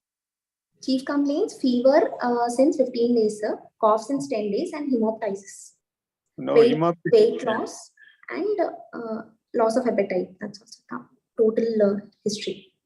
Okay, continue. Ear is normal. Lower respiratory tract, trachea appears to be in midline. Shape and symmetry of chest is normal. Apical impulse is not visible. Movements of chest appears to be bilaterally symmetrical. No retractions. 1 minute, you are not maintaining the track pro forma. Respiratory system will start the inspection like this, no? General examination, inspection. Yes, sir. This is inspection only, sir. Okay, we come now. Okay. But that headlines you should keep. Okay. Oh, here it is in before a slide inspection. So in that upper respiratory tract and lower respiratory tract. Okay. One thing, Rishika, you have Yes. mentioned the no scars and no sinuses in the chest. How many cases will have the scars and sinuses in a pediatric age groups? Not routine, no. You just tell me in your mind what you are thinking. No scars, no sinuses in the chest. What it indicates? What previous surgeries were done? And what could be the sinuses causing this? Chest only. You have mentioned the chest only.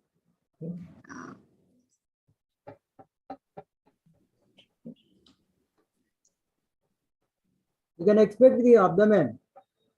And your respiratory also you have mentioned, no. So I wanted to know what could be the causes for the scars and sinuses in the chest. Not for this patient, sir, but it can be because of ICD tube also.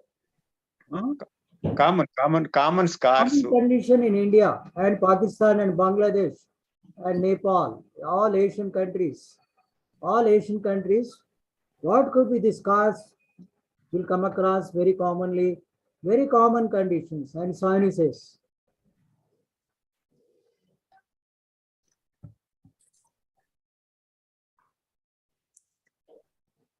Anything you're in mind? Any you are thinking? 16 years, no, you have mentioned routinely, no scars, no sinuses. By these 16 years, what operation might have undergone? What could be the Mastectomy can common conditions? common.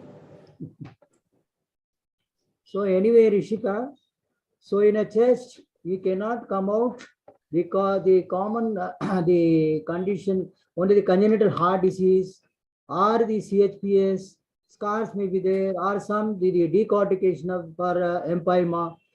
But scars is not common, no, in a pediatric age group in a chest. And sinuses usually will have the two ends, the opening will be there. Like the neck, it is very common. Sinuses, tuberculous sinus. Cold abscess can lead to Pleural sinus. fistulas. So these two things, if you put on this the chest examination, and you may not give the explanation. No. How many cases will come across the congenital heart disease? The incidence is less than 8% per 1,000 live births. How many people will go for the surgery for cyanotic congenital heart disease during a childhood? Then only you can put the scar. And sinuses also. What sinuses will be there in the chest? It is very common in the neck, not in the the tuberculous sinus will be there, scrofuloderma or lupus vulgaris or something, the underlying lymphadenopathy will be there. But in abdomen will come across maybe cholestatic syndromes that the surgery might have done or CHPS. But in a chest, you cannot, no, you cannot think of that. See, they blindly don't put like that. No, in this platform, many people are joining. No, your clinical meets. So Yes. that you have to keep in mind. No, when you are utter the word and putting on the documentation also. That is a documentation in the case sheet. Sorry, sir. Oh yeah. Okay. Okay. Go ahead. This anyway. Go ahead. Other examination. Okay. Palpation, trachea is in midline. Apical impulse is felt on fifth intercostal space, medial to mid-clavicular line. No local rise of temperature, no tenderness. Movement of chest wall appears to be expansion appears to be reduced in left mammary, inframammary, infraaxillary, and interscapular regions. Vocal fremitus is increased in left mammary, inframammary, infraaxillary, interscapular regions.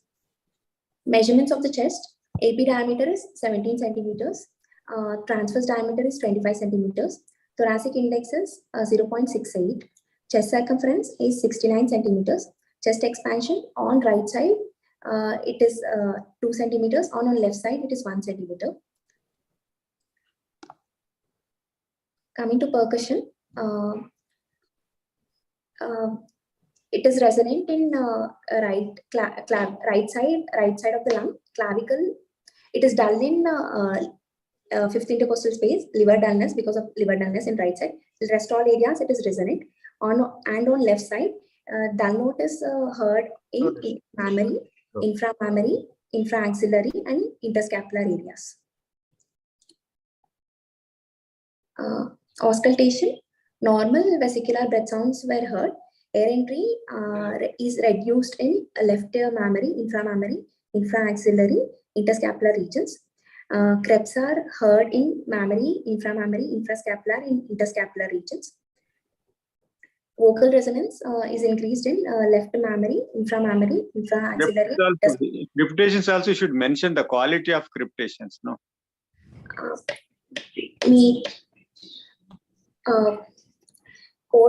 Coarse crepitations. What is the difference between fine crepitations and coarse crepitations? Fine crepitations will be loud and discreet, sir, and it will be heard during starting of inspiration. And coarse crepitations, there will be bubbling sounds, and it will be heard at the end of expiration. And fine crepitations and coarse crepitations differentiation. Fine crepitations occurs in some conditions in starting of pneumonia, early stages of pneumonia, early stages of pulmonary edema, asbestosis. Will hear fine crepitations, and coarse crepitations will be heard in late stages of pneumonia, late stages of pulmonary edema, lung abscess, bronchiectasis. Okay. Other system examinations, cardiovascular system, S1, S2 heard, no murmurs are heard. CNS, no signs of meningeal irritation, no focal neurological deficits. Tone is normal in all limbs. Power is 5/5 in all limbs. Per abdomen is soft, non-tender, no organomegaly. Provisional diagnosis, 16-year-old female with left-sided consolidation, and as the breath sounds were decreased in left side, and vocal resonance and vocal tremulous were increased, creps are heard. It can be consolidation. Before the provisional diagnosis, Okay, so according to the history, physical findings, you summarize. Then only you can proceed to the provisional diagnosis and definite diagnosis. First, you summarize history and examination points. 16-year-old female with the complaints of fever since 15 days, cough since 10 days, hemoptysis, 3 episodes of hemoptysis with loss of appetite, with the history of weight loss, with decreased chest expansion on the left side, increased vocal resonance, increased vocal fremitus, and increased vocal resonance with crepitations. One thing, Rishika, Yes, you sir. mentioned in a chest examination, no local raised temperature and no tenderness. Where do you get the tenderness in the chest? In what condition will get the tenderness? Costochondritis can present with tenderness, sir. Costochondritis. Any other? Even with pleuritic chest pain also will have. Pleurisy. That is the chest pain will be there. Tenderness. You mentioned the trauma? tenderness in the intercostal spaces, and where do you get the tenderness and acute condition and having the toxic symptoms, febrile? Trauma to the chest. Yeah, one trauma. Okay, that is Teeth syndrome, as I already mentioned. Teeth syndrome. Teeth syndrome, sir. Teeth syndrome, that is a costochondral junction. Only the Coxsackie ecovirus infection is there. That is intercostal tenderness will be there. Bulging will be there. Yes. The bulging, intercostal bulging and tenderness. Pleural effusion also can Pleural present effusion will have the tenderness. bulging. It will present with bulging. Acute condition. It is an empyema. Yes. The acute condition, it is a presentation with the toxic symptoms, and febrile will be there, and the intercostal tenderness, intercostal bulging may be there. they may not allow us to touch. That much the tenderness will be there. Acute condition, the pus in the pleural space, not the fluid in the pleural space will cause the tenderness. That is only the bulging may be there or decreased breath sound will be there. So tenderness, we normally will come across acute conditions only. And you have mentioned the fever of 15 days and cough is 10 days and hemoptysis, no, that acute. Anyway, that it indicates mnemonic consolidation or something, all findings of the respiratory findings. Sir, it can't be pneumonic consolidation because the child didn't have any respiratory distress. Child didn't have any tachypnea also, sir. And in spite of taking the medications in outside hospital, the child still had fever and cough. And it increased to and addition of hemoptysis happened. So it is unlikely to be pneumonia, sir. Okay. Can you think of the pulmonary infarction? Hemoptysis will be there, chest pain. History of chest pain is there? No, sir, no history of chest pain. Chest pain. Okay. So foreign body? Age group? Foreign body, very unlikely, sir, in this age there, group. no, foreign body. Sorry, sir? Foreign body also will have the hemoptysis. Yes, sir, but in this age group, it is very unlikely, no, sir, foreign body has. Okay, go ahead.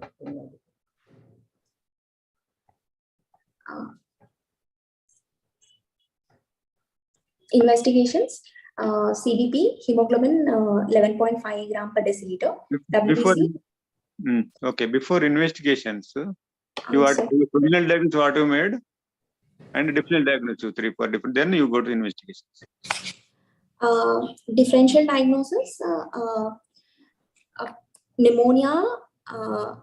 We thought of differential diagnosis, sir, but we ruled out because of no tachypnea and no retractions, no respiratory distress, and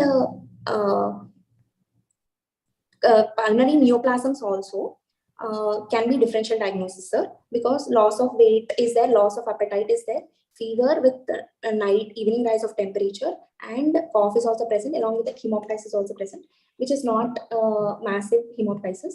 So it can be neoplasm, but a rare condition.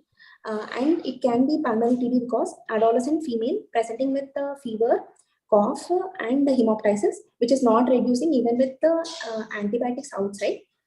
So it can be pulmonary TB because it has weight loss and loss of appetite also. And any other investigations? We can think of fungal infections also, sir, because that can also be one of the DD.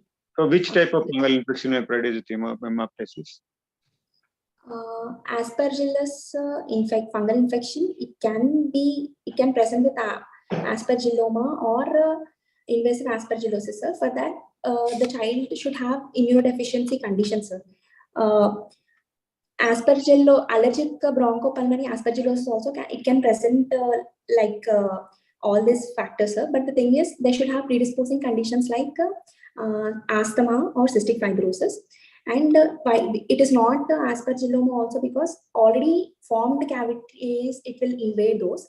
So that it is not aspergilloma also. So we can rule out like that, but it can be, sir, fungal infections also because it's not reducing with antibiotics also.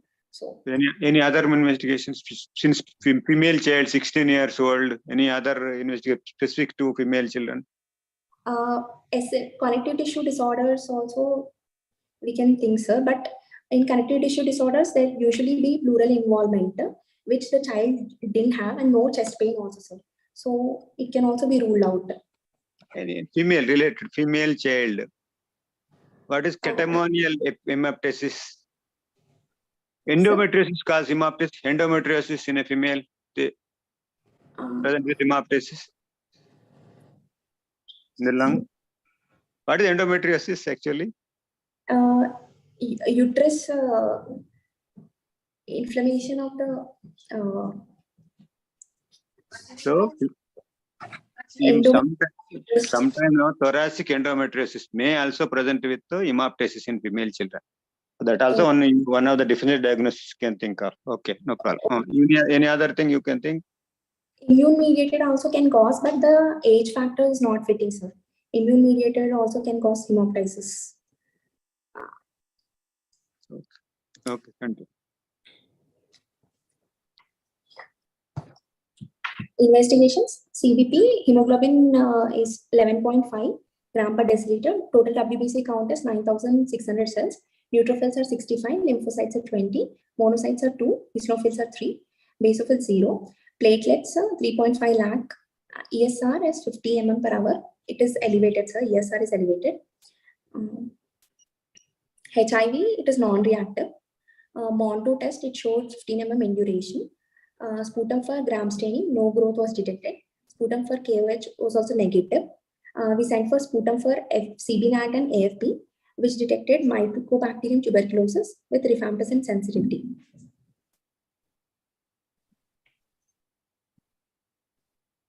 Shall I continue, sir? Continue. Chest X-ray. This is a posterior anterior view of chest X-ray, plain chest X-ray. Trachea appears to be in midline. All the bony counters are normal. No shift of mediastinum. There is a homogeneous opacity in the left middle zone with the cavity and increased bronchovascular markings on the left side. Right side appears to be normal. Okay. What are now, as per the National Tuberculosis Elimination Program, what are the radiological signs of tuberculosis?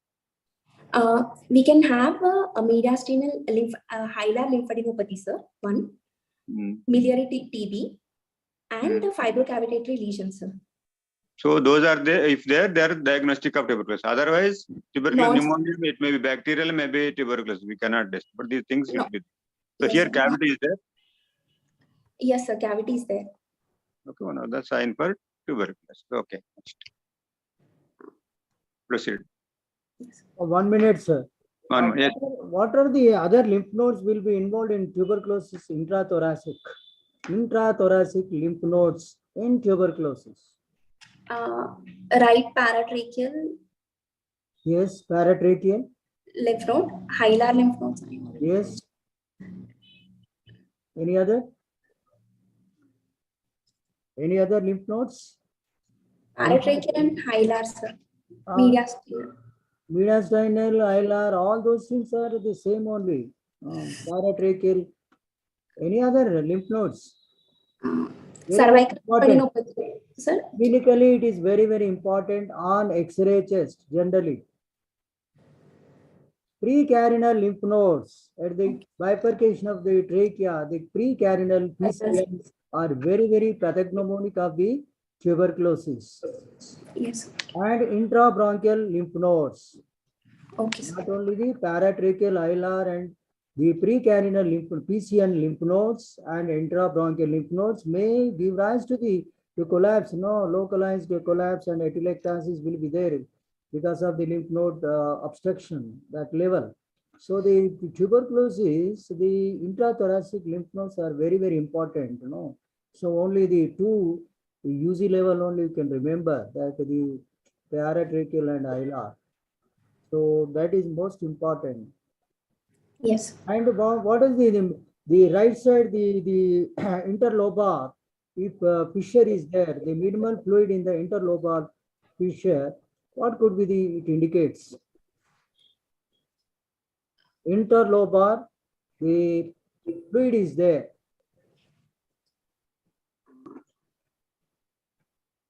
That also pathognomonic of tuberculosis. Interlobar fissure, the fluid accumulation is there.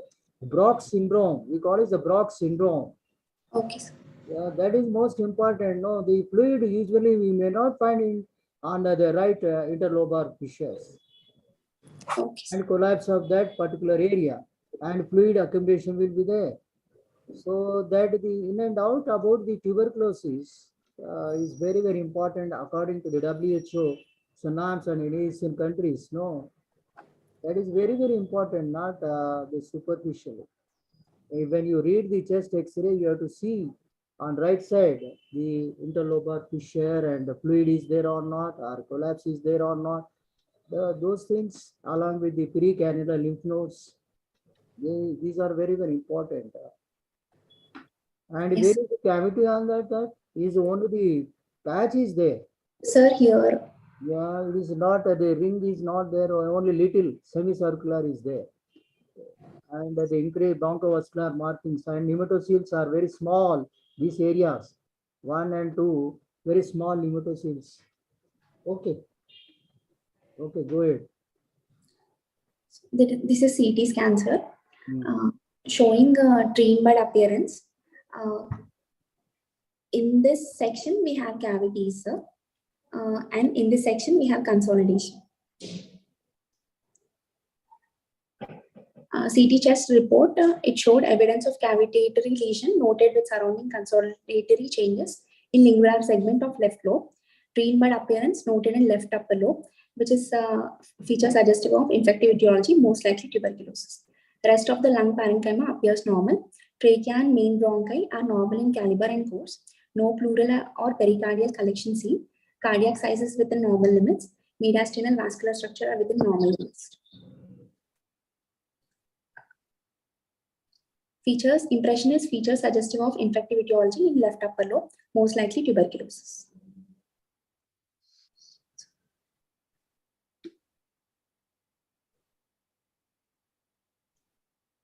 That's all.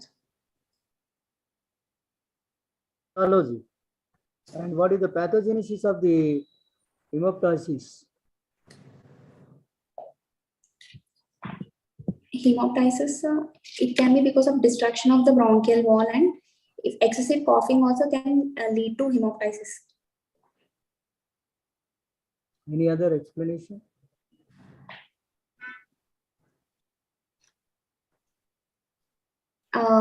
Aneurysms also can lead to hemoptysis. Ramnus and aneurysm. Pulmonary artery. No, in tuberculosis only you are telling the cavity is there, you are telling cavity was there. So the bronchopulmonary vascular rupture may be there, no? That, yes. There is a possibility in the ear. Cavity is there and there is a, so the rupture of the bronchopulmonary vessels may be the cause here, causing the hemoptysis, and cavity is there, and that is one explanation to give the pathogenesis of the hemoptysis. Yeah. And you cannot put the pulmonary infarction, no? Yeah. Okay. Okay, good. Go ahead. That's also. Okay, sir. The Prasad, sir, you can. Yeah. Any management but can enlighten, because nowadays MDR tuberculosis is common, no? Yeah. And also here, you know, hemoptysis is not only tuberculosis, other things also you have to keep in mind, you know, differential diagnosis, even cystic fibrosis, earlier age group, cystic fibrosis, endometriosis, all things will be keep in mind, because this clear cut case you got microbiological evidence of tuberculosis, you concluded tuberculosis, and evidence is there, you diagnose it now. So you can think some more differential diagnosis for hemoptysis in a child. Then your management part, what cultures special culture you'll send for tuberculosis to rule out MDR tuberculosis? MDR tuberculosis, line probe assay will send, sir. You sent for this patient? And we didn't send, sir, because it came out to be rifampicin sensitive, no, sir. So we didn't send for multi-drug resistant. We referred the child to RNTCP, sir. So now, as per present protocols, what are the drugs you will given and how many days you will give?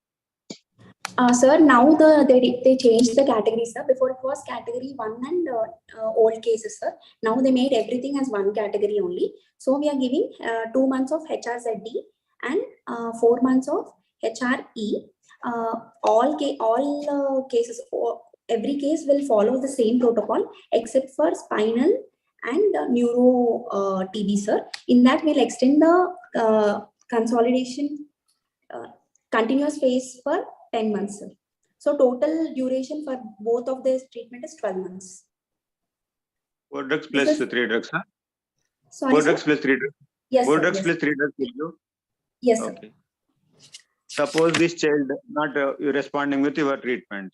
So if you want to start, okay, resistant organism develop later, what are the second line drugs you add and how many days you will give the drugs? Sir, for that first we'll send for line probe assay, sir. In that, it will detect both the fluoroquinolones and resistance against rifampicin and isoniazid also. So we'll send for those and we'll find the if it is resistant to rifampicin and isoniazid, multi-drug resistant TB, sir. So we'll start with 4 to 6 months treatment of bedaquiline, clofazimine, cycloserine, levoflox, pyrazinamide, ethionamide, ethambutol, sir, with high dose isoniazid. And this is, sorry, sir. Ciprofloxacin. Ciprofloxacin. Yeah. No, sir. They're giving moxifloxacin. No, second line drug, moxifloxacin. Yes, sir. Second line drugs. No, second line you are telling. No. Yeah. No. Second line drugs under aminoglycosides and all those fluoroquinolones. Actually, they made all those drugs into 3 groups: Group A, Group B, Group C. In Group A, we have bedaquiline, fluoxetine, levoflox, and linezolid, sir. In Group B, we have cycloserine and clofazimine. And in Group C, we have delaminate, pyrazinamide, ethambutol, ethionamide, imipenem, meropenem, amikacin, or kenamycin. All these drugs, sir. So if they're based on this, we'll add 1 or 2 drugs, sir. Group C, if there is resistant to Group B and Group A and Group B, we'll add Group C drugs, sir. When do you label the resistant to the INH and rifampicin? At that time, we'll start with the 4 to 6 months of bedaquiline. You're asking me about drugs only, sir. Yeah. How do you know that this patient is resistant to the INH and rifampicin? How many days we have to wait and label it not responding to the INH and rifampicin? Is there any guidelines are there? Basically, we'll go for 2 months. Intensive phase will complete the phase, sir. Intensive if they are phase. not, yes, sir. Okay, what are the side effects of the INH? INH will have hepatitis, peripheral neuropathy. Any other? Any other side effects you come across INH?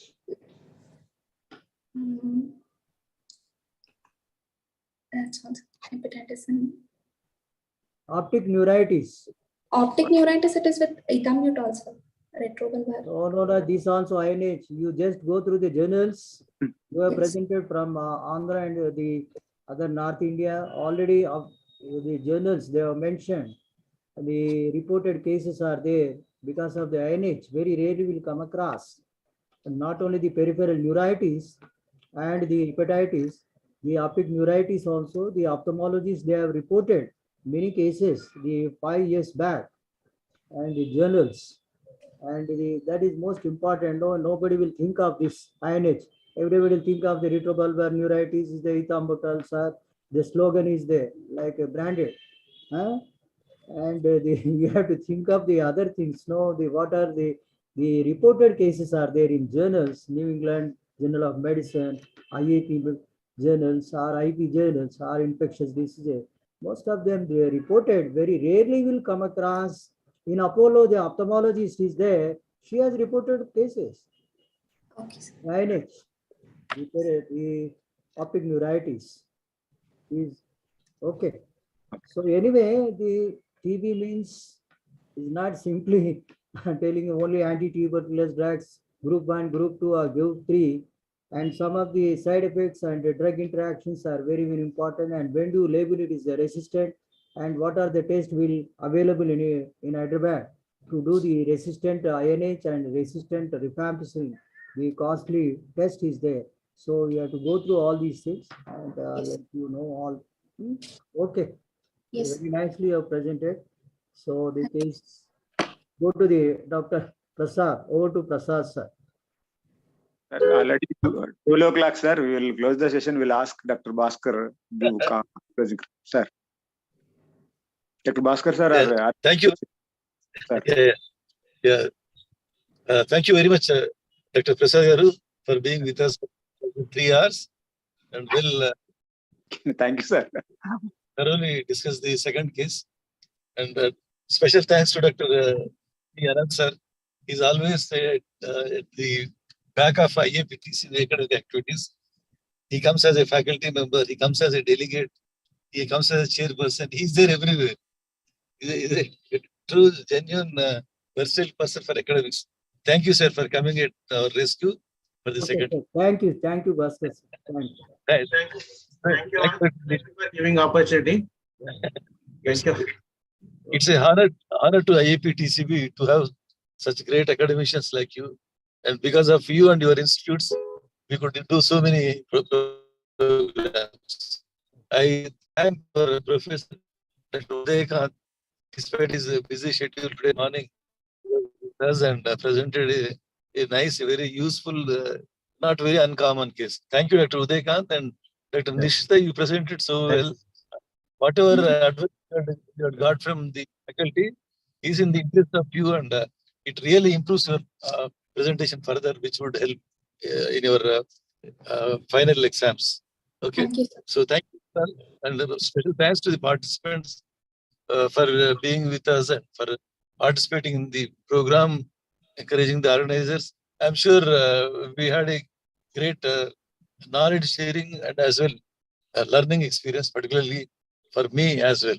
So once again, thank you all, and have a Merry Christmas today, and if possible, join us today evening at Hotel Abode, wherein we have a Thanksgiving party for the PATS and TCB annual conference, which was held in 2021. So thank you one and all, and all a very happy New Year. Thank you. Thank you, Bhaskar sir. Happy New Year, sir. Thank you, Udaykant. Thank you. Prasad sir, Thank you, sir. thank you. Thank you, sir. Thank you, sir. Anand sir, namaste, sir. Thank you. Namaste. Bye, sir. Bye. Prasad sir, bye. Thank you. Okay.